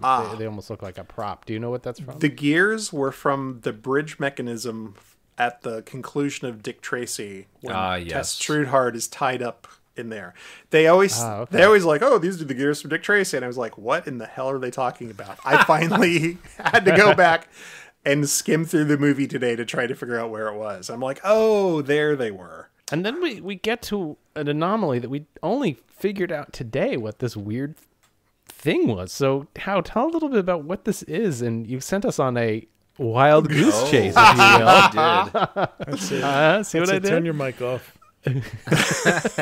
Some of our listeners will appreciate, but this was weird. So Brian had this in his photos, and then we got some video that also had this in it. It was this weird Mother Goose house thing, and I couldn't identify it. I mean, I'd been on that more than a handful of times, and I consumed my fair share of media in the 90s, so I thought I would, but I could not recognize this thing to save my life, and it's so distinct. I was like, well, this had to be from something. And Todd, you wouldn't just build this and put it out there. Yeah, but Todd actually found it. Well, which but was amazing. It started with JT though. JT, by misidentifying Shelley Duvall as Shelley Long, correct, sent us down the path that ultimately led us to the correct answer. Exactly. What had happened before, Hal, is I was doing searches on houses that look like Mother Goose. And I kept going to these sites that wanted to install software so I could see the same photo, exactly what we're looking for. So I was, we love our listeners, but I'm not going to put any of our data in jeopardy anymore. So, right. So when the Shelley Duvall thing came up, I started to go down that rabbit hole, found it called Mother Goose Rockin' Rhyme. From 1990, and how we confirmed it very quickly that was indeed the house from there, but how you did a little more digging on what this was, and stellar lineup, and it actually has a Rotten Tomatoes score of 73, which is pretty high for something that is pretty corny. So this show is astounding. It's on YouTube, so after you watch Brian's movie, after you watch what's the one? We got Passenger 57. No, the other one that Brian loved. Change. After you watch Quick Change, go look up this one on YouTube. It is I'll try to describe it the best I can. So JT remembers watching this on the Disney Channel. Apparently it played a lot on the Disney Channel. It is one of those epitomes of a 1990s super weird thing. It was directed by the guy who directed Tom Petty's Don't Come Around Here No More video, the one that was like Alice in Wonderlandy. So if you use that as kind of like a touch point, you can imagine lots of fisheye lens and yeah, it's a little Willy Wonka. It is. It's very Willy Wonka, and it has the second one, not the first one. Yes, and it has a redonkulously all-star lineup of actors and musicians involved with it. So what this is retellings and songs about Mother Goose stories, but it's done from an edgy 90s perspective. And which I think Shelley Duvall had also done some stuff for HBO at some point in the kids genre. So it's like she was pretty well known at that point. Anyways, here's some of the people that appear on it. So Shelley Duvall, as we talked about, Gene Stapleton, who is Edith Bunker from All in the Family, plays Mother Goose. Dan Gilroy is kind of this protagonist who is he was the lead singer of the lead singer of the band The Breakfast Club, which had a couple of hits in the 1980s. Yes. It also has Cyndi Lauper. There we go. Now you're naming some normal people. Debbie Harry. Howie Mandel. Bobby Brown. Little Richard. Paul Simon. The Stray Cats. Simon and Garfunkel. Both Simon and Garfunkel. When they're not talking to each other. Howie Mandel as Humpty Dumpty and Woody Harrelson as a lamb. I mean, does that not... It's worth noting that Paul Simon, Shelley Duvall was his girlfriend for... 3 years in the late 70s. So, and she was the wife in The Shining. I mean, that's the other one that I always remember. We've got ZZ Top as Three Men in a Tub and Pia Zadora as Little Miss Muffet. I mean, this is just Pia Zadora. I mean, Gary Shandling. It is the most random collection. But and the thing that I saw was the Del Rubio triplets were playing.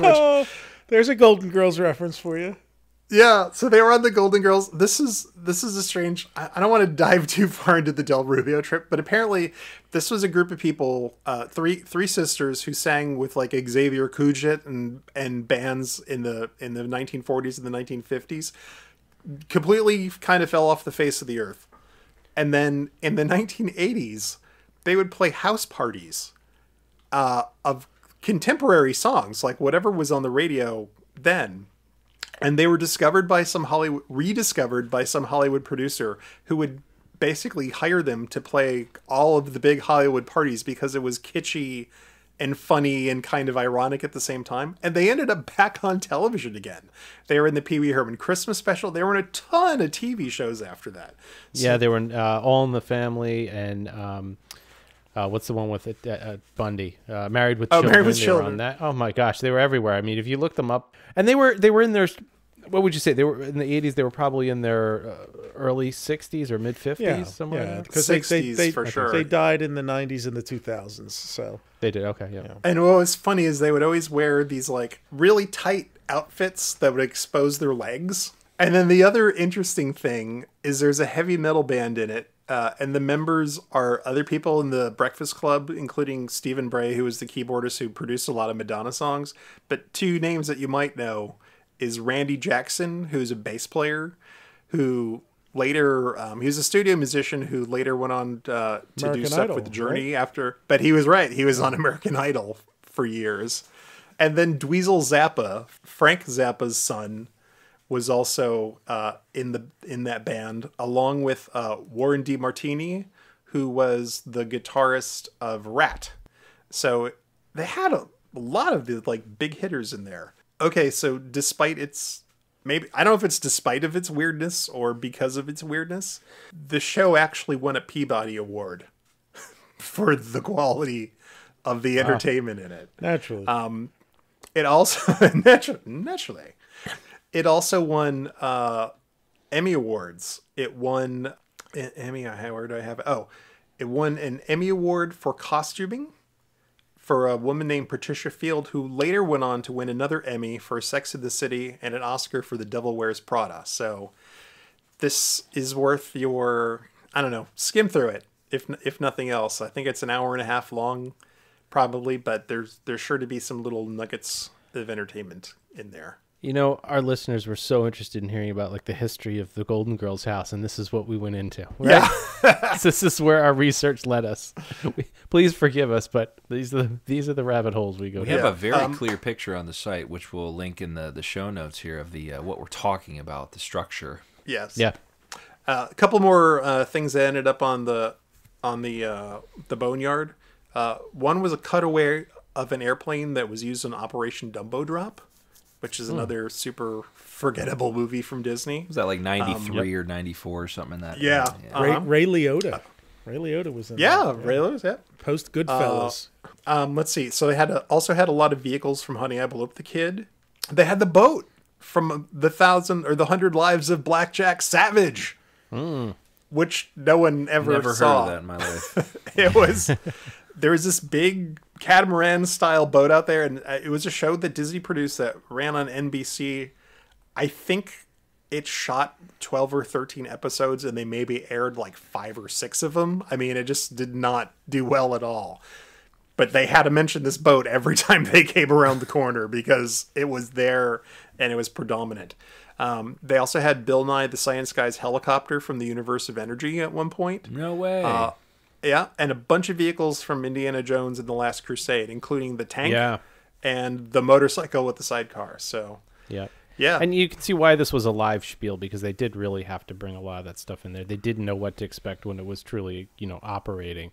It's funny though, as this really got smaller and smaller over the years, you think they would have went with a recording towards the end. Well, actually, they did. Oh, they did? Yeah, okay. By the time the end of it, they did go with a recording. And actually, I watched it, and it's actually took a lot of, much like Living with the Land, it took a lot of life out of the presentation when you dropped the live host. An interesting observation too is it seemed like there was a lot more rotation of the things that you saw up until they bought ABC, and you would think, oh, hey, we've just bought a major television studio that is producing things 365 days a year, that would have increased the rotation of props and things as they wanted to promote things that were on ABC. But no, it's just like there was suddenly a point where it all stopped and you were seeing props from 30 years ago that are still sitting there. Yeah. I mean, there are a couple of, same way with your theory about how like stuff just is old, and then there are certain things that, are classic, like seeing the skiff and the snowspeeder from Empire Strikes Back, and like that's classic. Like that I can, right, that's just, I'll see that every time. It's like seeing the Ruby Slippers. But Bill Nye's helicopter, nobody even knew. Yeah, Bill Nye's are like the gears from Dick Tracy. It's like there's a point where nobody cares. We're going to turn the corner here, and according to Birnbaum, the guide will explain how landscapes can be created by set designers to fill certain needs, and then asks, where in Central Florida can you find an active oil field in the middle of a dry, rocky, barren desert? prone to flash floods. They did. They actually said that almost every single time. Every time. Yeah. And we're allowed to go in today as the big sign that says no tours allowed. Oh, yeah. Yeah. Oh, a special exception just for you guys. Just for you guys. You believe it, right? Yeah. Again, some of the hokiness. What if there was an environment we needed for a film that you couldn't find in Central Florida? For example, an active oil field in the middle of a dry, rocky, barren desert canyon. You wouldn't find one of those anywhere near Orlando unless you came here to our backlot, because we included one when we built the studios. So here's what I found fascinating. So one would expect that something the magnitude of Catastrophe Canyon would have been in planning for quite some time. I found an article where a project manager named Bill Dennis in October 1987, he's talking to a newspaper and he's like, "Oh, hey, we just got approved to like build this attraction." So like you got a year and a half. Yeah, so they're starting right then. And so that's crazy. So it seems like it kind of came in fast, and we have a little bit of a story about that. So before we get into the canyon, you pass by an airplane, and this is one of those things that vexed me for a while. And thank God that Todd has like a large background or a deep background in knowing things about airplanes. So I'm like, why is that airplane? And Todd actually was able to identify not just the kind of airplane it was, but the actual plane and where it came from and everything. Yep, we found actually down to the actual airplane. So initially when I saw it, I couldn't remember, what specific type it was, and I thought it was a DC-3. It looks like a DC-3, but no, it is actually, it was a Lockheed. You ready for this, Al? Yeah. C-60A-5-LO, also known as the Lodestar. That's my new nickname. Is Lodestar. Lodestar. Lodestar. Now, what's really interesting is that I did a little bit of digging, and I was able to actually find the tail number. For those of you who don't know anything about aviation or unsure, if you ever fly in an airplane, you see an N number on the back, right? There's an N and then usually numbers and letters. That is the registration with the Federal Aviation Administration. So the civilian registration on this was N1000G. So I did some digging in some airplane databases and found out it was actually built in 1943. It says here in the documentation it flew with the United States Army Air Force. So I'm not too sure if it was the Army or the Air Force or a combination. Well, I can answer. They were all at once. I can answer that question for you because my dad was in the Army Air Corps in the during World War II. There was no separate Air Force. No, they were part of the Army. It was a division it was part of the Army. So there we go. So it had an additional certificate of airworthiness in 1955, and then in 1970, and in 1982 was sold to a private gentleman, Samuel Nappy, in Syracuse, New York, and the Walt Disney Company purchased it just 4 years later in August 1986, and then registered it. So they really didn't, they picked this thing up, flew it down there, or towed it down there. And then it actually had, I don't know how I'm assuming it might have been flight worthy at the time. So here's what I was able to find, because I did a little additional digging too.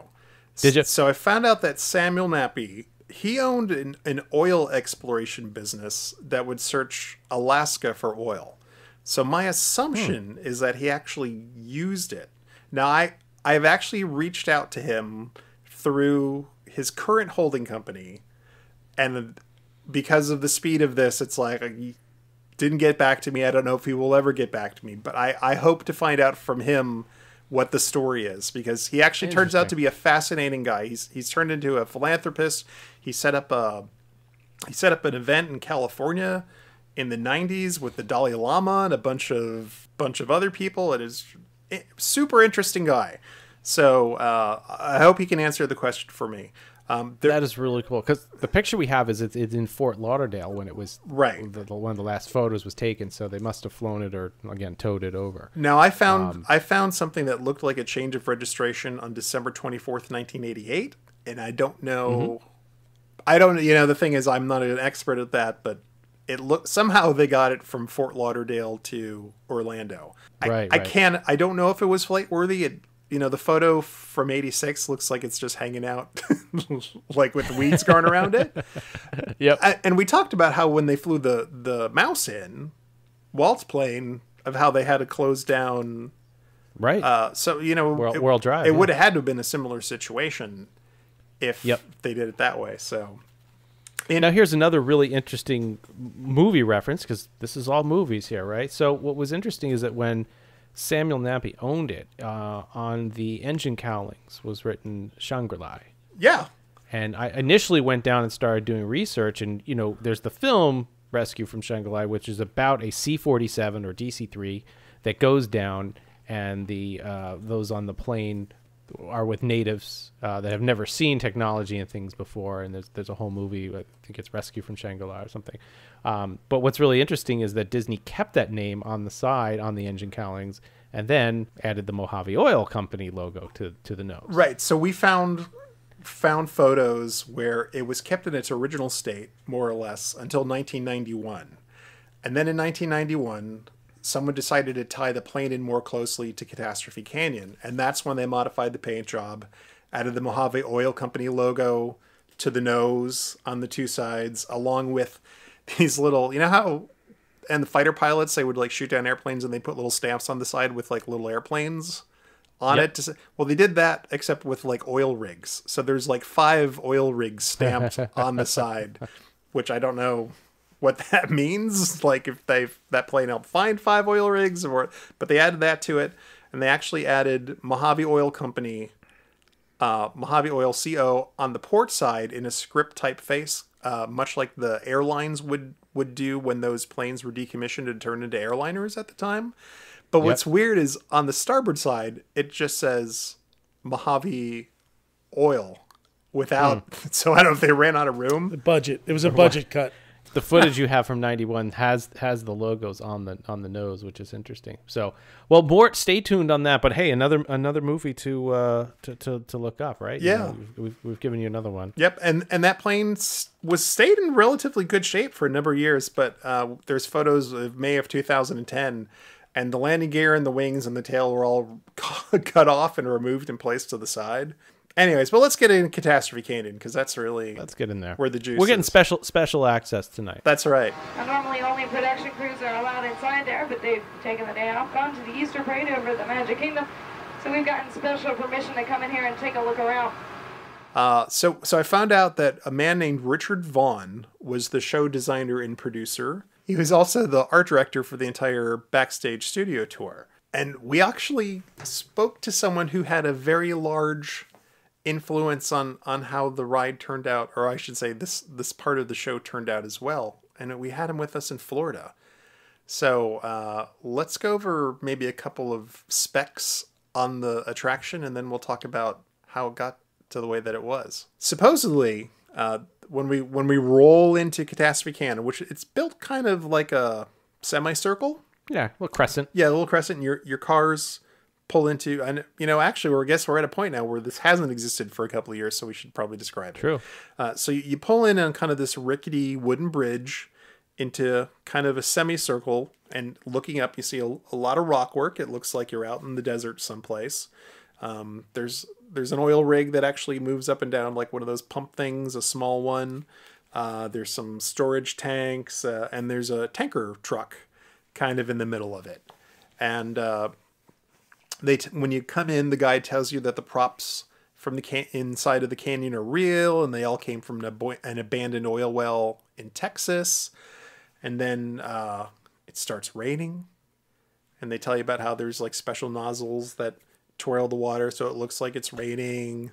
So the best thing, how is on mine, they're like, I don't know what's happening, everybody. Sit still. Just be calm. We'll be out of here in a moment. So they really played it up in the early years. Well, the gag is you rolled onto a set and, oh my gosh, they started it and we shouldn't have started it at this point. That's right, because you're not really allowed. Hot set. Birnbaum writes that the crews are filming a movie in which a backstage tram gets stuck in the canyon during a flash flood, but the guide will tell you that it's safe to go in because they're not filming today. But of course, you go in there and all hell breaks loose. So elaborate. So elaborate. Yes. Although it does look like it's raining over the entire canyon, it's just a wall of rain that ends about scene 1. No, not scene 1! Not scene 1! Just remain calm, everyone. Guys, can you cut the scene, please? They're just testing in effect, nothing to worry about. We'll get out of here as soon as we can.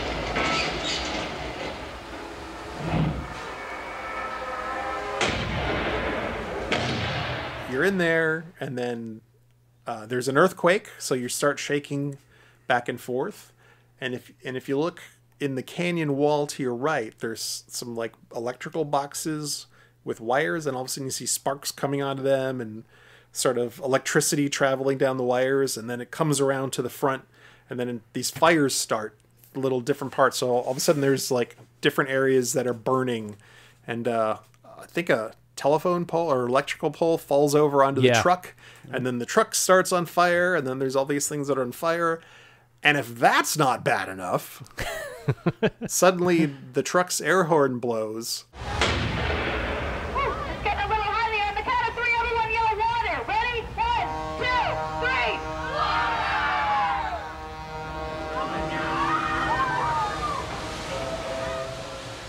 Like 70,000 gallons of water rush down the three sides of the canyon, putting the fire out, which is a plus, but it's also pushing the tanker truck, the tail end of it, out towards the audience to where you are, and you're like, oh my god, I'm gonna get crushed by this tanker truck now.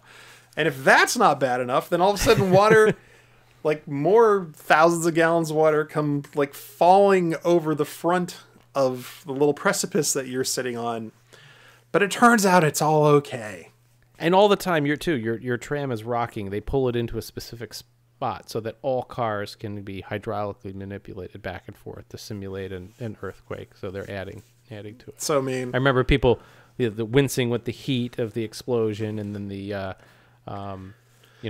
water. Everybody leaning in. Oh my god, I'm gonna get soaked wet. Yeah, I mean, and you could get wet. Birnbaum suggests sitting on the right if you don't want to get wet. The left side gets more wet. I think you got more wet from the leftover water on the seat. Yes. And they always said that the air cannons, the water comes out, could shoot a basketball over the top of the Empire State Building. I'd say we get one of those cannons and give that a shot. We've got to do that sometime. That's a viral video if we can get it in a hoop, too. RetroMagic 2021. That's right. That's what we're doing. Disney will give us clearance to demonstrate. We're shooting it off of the top of the Contemporary and seeing where we hit a hoop over at Fort Wilderness. The way that the show ended up the way it was, the show was not what was originally planned. There's artwork, which we will link to in our show notes of Catastrophe Canyon, that shows a bridge, like a railroad trestle, with railroad like oil cars on it, and with a bunch of fire and flames around that. And as it turns out, Bob Gurr, who was our guest at our RetroMagic event, he owned a company called Sequoia Creative with a couple of other ex-Imagineers, and they were doing a bunch of different jobs for different companies at that time. They were asked to bid on doing the show action equipment for that show, for the way Catastrophe Canyon was planned, to have somebody make it, because Disney didn't have any of the manufacturing things on their own. So the idea was that it would start with the flash flood, and the flash flood would cause the bridge to break, and then the oil tanker cars would get knocked into each other, and then that would set off a huge explosion. So little different sequence. They went to Bob and said, hey, how much is it going to cost to build all this? So they sat down and they figured out how much it was going to be. And the number was like way high compared to what they had budgeted for it originally. So Disney was kind of figuring out, okay, we don't know what we're going to do, scale it back, whatever. And Bob went to him and said, hey, what if you just told me what the budget was? And then I just kind of reverse engineered what we could do for that price instead. So someone said, okay, well, go ahead and try that. So he ended up changing the show in order to fit the budget. So his idea is get rid of the trains. Like, kids don't care about trains, but kids love trucks. So it's like he observed... And fire. Yeah, and he observed personally, like how, when you're driving down the highway, it's like kids would always like do the pull the hand down thing for trucks to like... And he actually did that for us. He like pulled his hand down and to make the horn sound. So he swapped it out and changed the story to have the truck, and he thought it'd be cool if the truck, instead of having to build the bridge, you could completely get rid of the bridge part of it. He actually managed to find the truck for $3,000 with the oil tanker part of it, so they didn't have to fabricate that. They could actually use one. It turns out it is I have the type of truck there. Oh, come on. Oh, he found a worn-out white Freightliner WFC 12064T conventional truck with an oil tank. It's a 1975 or 1976 model. So if you want to build Catastrophe Canyon yourself, you can go and get one of these white Freightliner trucks and reproduce it, as long as you get the 75 or 76, because apparently in 77 Freightliner took it over and it was completely, and the truck was a little different. So you can thank Bob for coming up with the idea of how it worked. They ended up winning not only the bid to manufacture the equipment, but actually install it as well. So Bob's company ended up installing everything except for the water tanks and the water mechanism. So thanks, Bob. That was awesome. There's one other long-standing question that I've had, and I'm sure other people had, was like, was there really a Mojave Oil Company? Because there's a very distinct logo that appears on the airplane and on the side of the truck, and then also at Oscar's gas station. The gasoline tanks have a Mojave, I don't know if they still do, but they used to have a Mojave Oil logo. And it turns out that there actually is, or was, a Mojave Oil Company. Now, I don't know if that was their logo. It's plausible, but on June 10th, 1918, the Mojave Oil Company was incorporated. I found incorporation documents, and then a September 1922 issue of Oil Age magazine talks about the company being headquartered in Milford, Utah. They had prospective permits and leases on 5,000 acres of land in Utah, and prospective permits on 2,640 acres in Arizona. So it actually matches up to this Western, canyon motif. They operated 9 wells. They owned a refinery, and they basically serviced the local market in Arizona and Utah. So rather than shipping oil all over in the West, actually companies would just set themselves up and just make gasoline and do the refining for that area. Which I thought was fascinating. It was owned later on it was owned by a man named Robert Manskowski from 1967 to 1979. Then in 1979, it merged with the Mojave Petroleum Company, and a new entity was formed by a man named Keith Joulet, who operated it as a Mojave Oil Company until he passed away in 2008. And it appears that the company passed along with his founder because they filed their last annual report in 2008 as well. So, Yes, Virginia, there is a Mojave Oil Company. So look at that. There have been a couple of reproductions of metal signs covered with porcelain. So you'd see like the old Texaco signs. Like there was one that came up for auction probably about 5 or 6 years ago that was stamped where the people interpreted it as a 1957 year, although it says like SPSC-57. So I don't know if those were made for Disney-MGM specifically, or if they were, if there actually was a logo for this company that Disney just found and picked up and used because, they just figured nobody cared at that point. So there's a couple of oddball things out there, and we're going to do a t-shirt of the Mojave Oil Company logo. Nice. That we'll have available. That's awesome. So look for that in the store when this episode drops. So that's Catastrophe Canyon. We promised a deep dive, and we're diving. We did it. That was as deep as deep as we're going to go. I lied to you. I know. I'm sorry. You see, we don't actually do any filming inside the canyon. There's never been a movie made here. Certainly not one called Catastrophe Canyon. But those are real Hollywood special effects inside. And it was built exclusively for your enjoyment. As we pull around back here, I'll tell you how all of those catastrophes were created. All right, so we're out of Catastrophe Canyon. We're coming back around. We're taking this long turn, and we're going to go back to New York Street. Well, the nice thing about a backlot is that we can go from the canyons of Southern California to the streets of New York City in about 2 minutes. That's where we're headed right now. Now, New York Street is pretty cool. Originally, we called it the Streets of America later on. But originally, they just called it New York Street, and they just mentioned how it could be redressed to be any street in the world, or I should say any street in the United States. It was designed by a production designer named Bill Creber. He's actually nominated on 3 occasions for Academy Awards for Best Art Direction. He actually got an Oscar He got his Oscar nominations for work on the feature films The Greatest Story Ever Told, The Poseidon Adventure, and The Towering Inferno. And he was also the production designer on the Planet of the Apes movie. So that was kind of cool.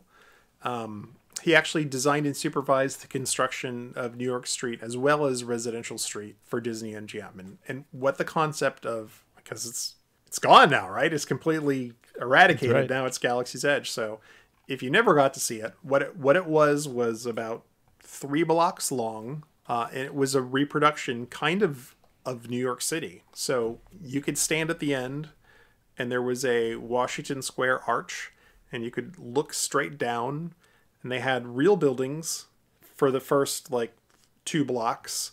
And then at the end were painted backdrops of the Flatiron Building, and you could see the Chrysler Building and I think the Empire State Building that were just painted flats on metal. And it looked kind of like, a 1970s, 1980s era New York City, pretty convincingly, I would say. I mean, especially if you look at photos, maybe not so much in real life, but on a camera, it looked fantastic. Take a look off to your right. You'll see the steel structures that hold up our buildings on New York Street. Notice that they are covered with wood, fiberglass, and styrofoam. All of our buildings are built with Florida weather in mind. They can withstand hurricane force winds of over 100 miles an hour. It's pretty amazing since they are 80% styrofoam. And this is the time where nobody was walking through any part of New York Street. Yes. Anything. It was dead because it was a closed hot set. Yeah, and I think in order to preserve that illusion, you couldn't have people, because the whole thing was kind of done with forced perspective by the time you got to the end. So the buildings that were supposed to look like, 18 stories tall or maybe 100 foot tall or something. So if you had someone standing at the end of it, it broke the illusion. It was also the tail end of the period of time where no one walked through actual New York either, because it was still extremely dangerous. People don't realize downtown, even downtown Philadelphia, downtown New York, in the 70s and 80s, they were dangerous places to go before Good point. The rebirth and Law and Order and cleaning up Times Square and just generally, people taking back commerce and entertainment in the cities. Yeah. So in the interest of time, because I know we're running along, I won't go into excruciating detail about each of the buildings there. We can do that another time. But as Todd said, when this first opened up, you were not allowed to walk on New York Street at all. Your tram would go through. It would show you, one perspective. It would do some turnarounds, but you couldn't get there. You couldn't get there on foot. Now that changed later on. New York Street became a little bit more wild. At first, it was completely closed off. You'd kind of come in, you could go up the street, and they would tell you about how they make it look realistic. Yes, what looks like brick and stonework is really just cement that's sprayed on the outside of the styrofoam. It's then hand carved, painted, and aged to make it look like it's been around for decades. And there were pawn shops and jewelry stores and the facades that looked like businesses. And if you went further down the street, there were things like a fake version of one of the entrances to, the Park Avenue Hotel. I mean, you wanted to walk, especially when they opened the street up later, you wanted to walk in there. You wanted to go into the corner shop. I know we found out when they demolished the buildings that the groceries and the bodega that was there or whatever were actually full. It wasn't just prop boxes. They were actual boxes of things. Oh gosh. That were that's somewhat creepy in a way. Well, fresh or just stuff that had sat there and rotted over the course. Well, it was all shelf stables. It was boxes of crackers. Gotcha. They didn't have a ham hanging there like that. There was no actual Chinese food in the Chinese food containers of the Chinese restaurant. Gotcha. All right. And I think Birnbaum says it, there's a lot of other people said that the time that they spent creating the New York Street was quite a bit. I mean, the amount of detail that they went into especially the roads, the curbs, it looked legitimate. It was pretty good. I think the only thing that ever failed it for me is I never thought that the first perspective at the end of the street was as good as it could have been, and maybe that was just due to the limited space. It worked from way down far, But I think even as you got halfway down the street, even when the tram took you down there, it's like, yeah, I know that's flat. You know what I mean? It could have been done a little bit better, but hey, the whole idea was that you could pull that down too, right? You didn't have to have the Chrysler Building and the Empire State Building up there. You could easily change it to be any city USA. Right. And I think one of the things that was, I saw a brief interview with Bill Creeber, and he talked about on a lot of the other backlots, you get like a block, maybe. So he and you might go down a quarter and it turns into like a quick T, and there's really not a lot there. He was actually excited to be able to build something that had 2 or 3 blocks of length, and be able to actually put the buildings down at the end. Because typically on a real movie set, like, they would never do that. They would just have someone do a matte painting or something later on and put that in there. But they would never bother to build any kind of fake reproduction of the rest of the skyline to give you an idea that there was more city beyond the one block that you were sitting on. Right. So really what we had is we had East Center Street and West Center Street all over. Yeah, we kind of did. So you would drive through, and then you'd see a little bit of the New York, and then they tell you about what they were doing and how they weathered it and all that stuff. And then you would make a left-hand turn, and you'd come down to Moynihan's Freight Company, and sitting outside of the door there was the Dipmobile from Who Framed Roger Rabbit, which was a big deal because that movie was hot stuff. Oh, it was. Back then. And it was cool. It was the actual full-size large Dipmobile. And then and they also had another red car from Roger Rabbit out there. And then you would make another turn and come back, and then you would kind of wind your way back down New York Street and around the Washington Square arch again. And then you'd go off to unload and get out. Unfortunately, though, this does bring us to the very end of our tour. Please remain seated until the shuttle comes to a complete stop and the doors have fully opened and stop moving. That was it for the first half of the tour. For a long time, after that, it's like maybe you grabbed a quick bite to eat, and then you started the post-production tour. But things changed very quickly in that area. They've started, I think, probably by the end of '89 to start to let people into part of New York Street, just to, I think, give you something to do, because you really felt like you were trapped there for a bit. It was in August that I was there, and it was still dead. It was still locked down at that point in August. And from what I could see is that they had a cop car down there and stuff, and it looks completely shut down. So yeah, I remember one of the biggest changes was you would get off, follow Roger Rabbit's feet. You could get a bite to eat and actually go to the bathroom. And I remember talking to people who were like, "Oh, you better figure out how you're going to do it, because you're going to be on the tour for nearly 4 hours." By the time you waited in line, and this tour ran about 25 minutes, I think, right? For that segment, yeah.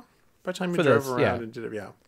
Right. So if you wait in line for 45 minutes, even to an hour, you got an hour and a half invested, and then you got another, close to 2-hour walking tour with finally a theater at the end where you get to sit down for the first time since the tram tour. And there was no cutting out of this and back to the park. It's like your only way back into the park was to go through the walking tour, the post-production walking tour. Right. You were committed. And later, like we said, very quickly that became, that was changed, that you could get a rest and you didn't have to continue your tour immediately on board. So yeah, it's an interesting time, and I have good memories of it. Like I said, I really try to relate it a lot to what they were trying to up against and compete against with Hollywood, and the whole vision of everything being a true working studio. So I give them props for it. Its time is past in many ways.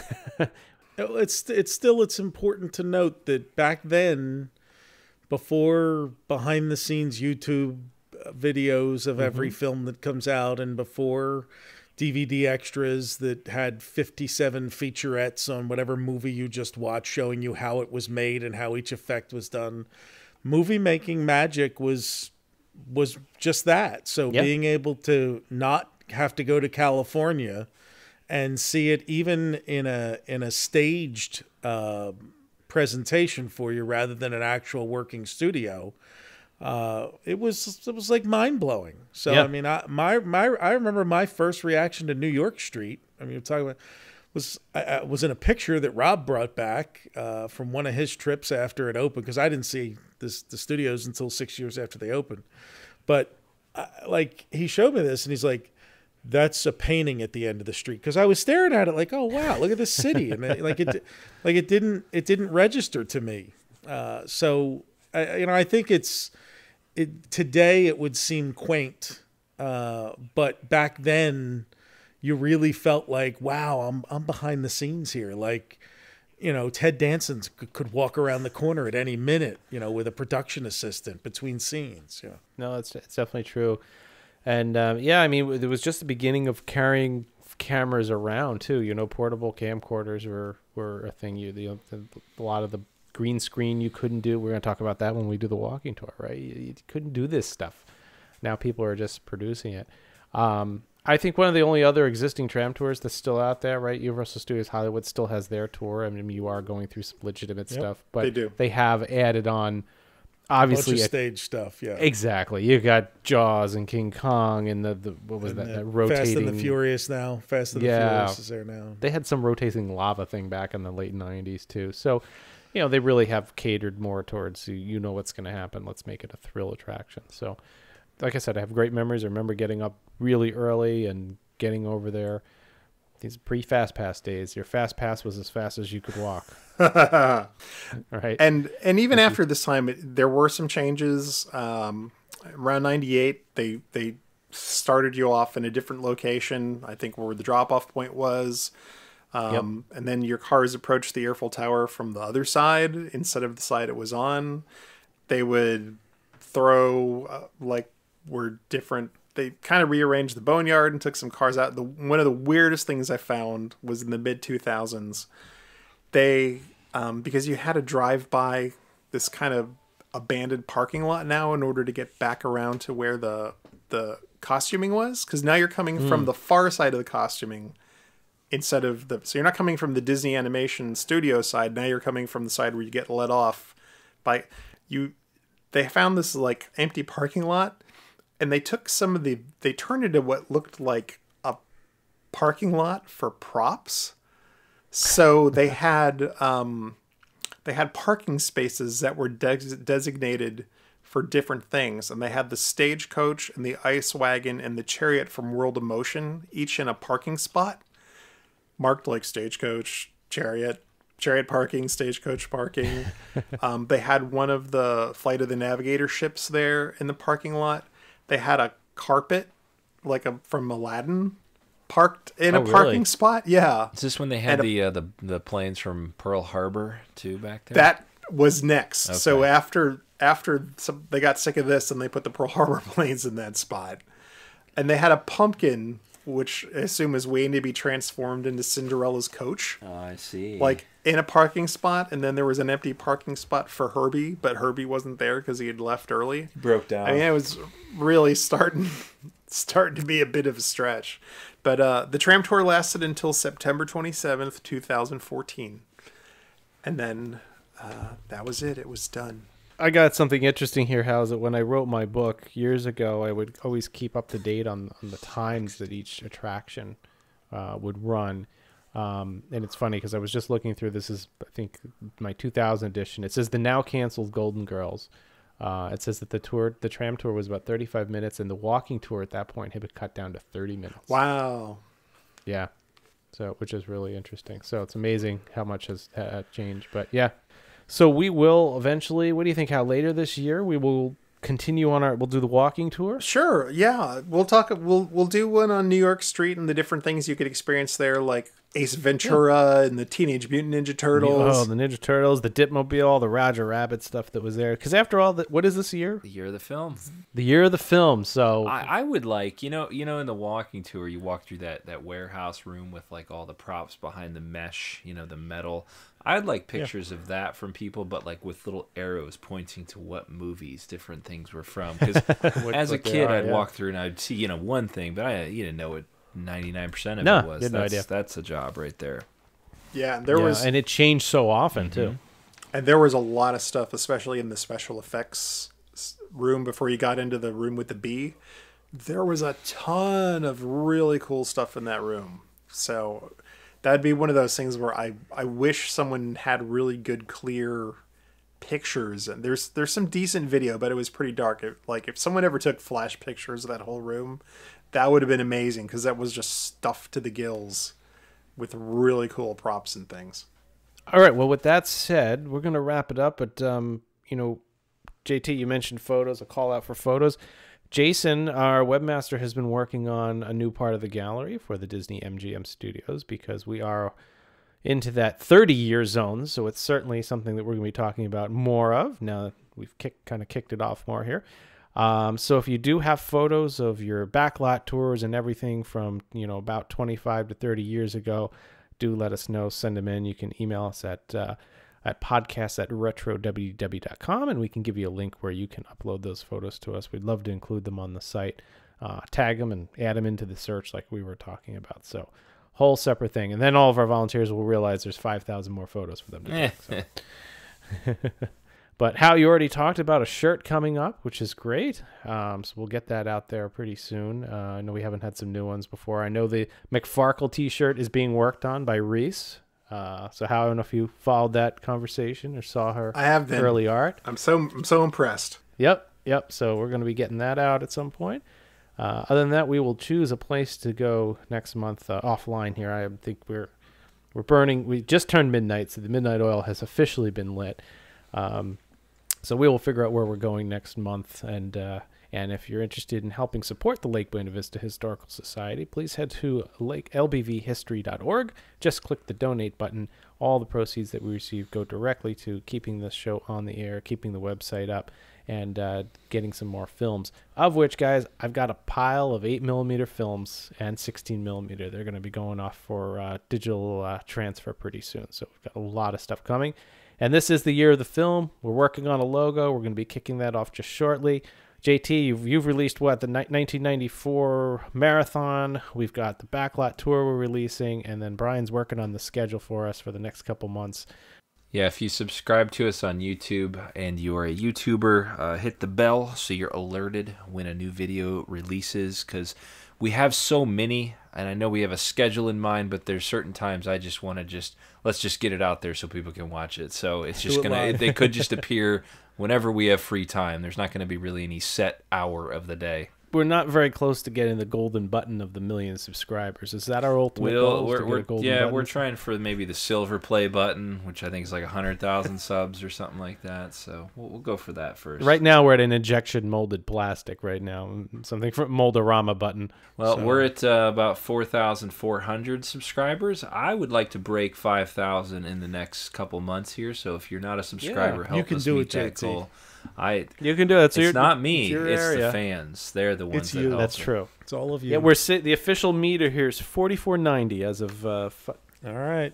And climbing. So yeah, the more the better. Join the party. Lots of fun stuff. We can release some. What is it, Todd?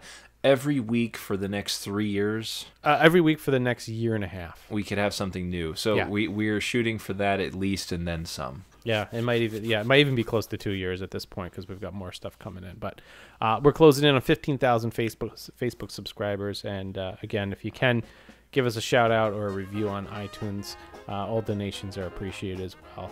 And with that, we'll see you next month. Brian, take us out. Follow the Lake Buena Vista Historical Society on Twitter and Instagram at LBVHistory and on the web at lbvhistory.org. Follow Todd McCartney and RetroWDW on Twitter, Instagram, and Facebook at RetroWDW. For all things Retro Disney World, including exclusive merchandise, visit us on the web at RetroWDW.com. On Twitter, follow our web designer Jason Bartell of Deepwater Studios at JasonDWS, our announcer Andre Gardner at Andre Gardner, and follow our hosts Hal Bowers on Twitter and Instagram at GoAwayGreen, and on the web at kingdomofmemories.com. For JT Cougar on Twitter at LS1JT, on YouTube at Rubber City Motoring, and on the web at rubbercitymotoring.com.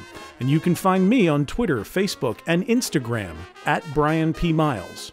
Retro Disney World is the monthly podcast of the Lake Buena Vista Historical Society, a non-profit, non-partisan, tax-exempt 501c3 organization, and is not affiliated in any way with the Walt Disney Corporation or any of its subsidiary or affiliated entities.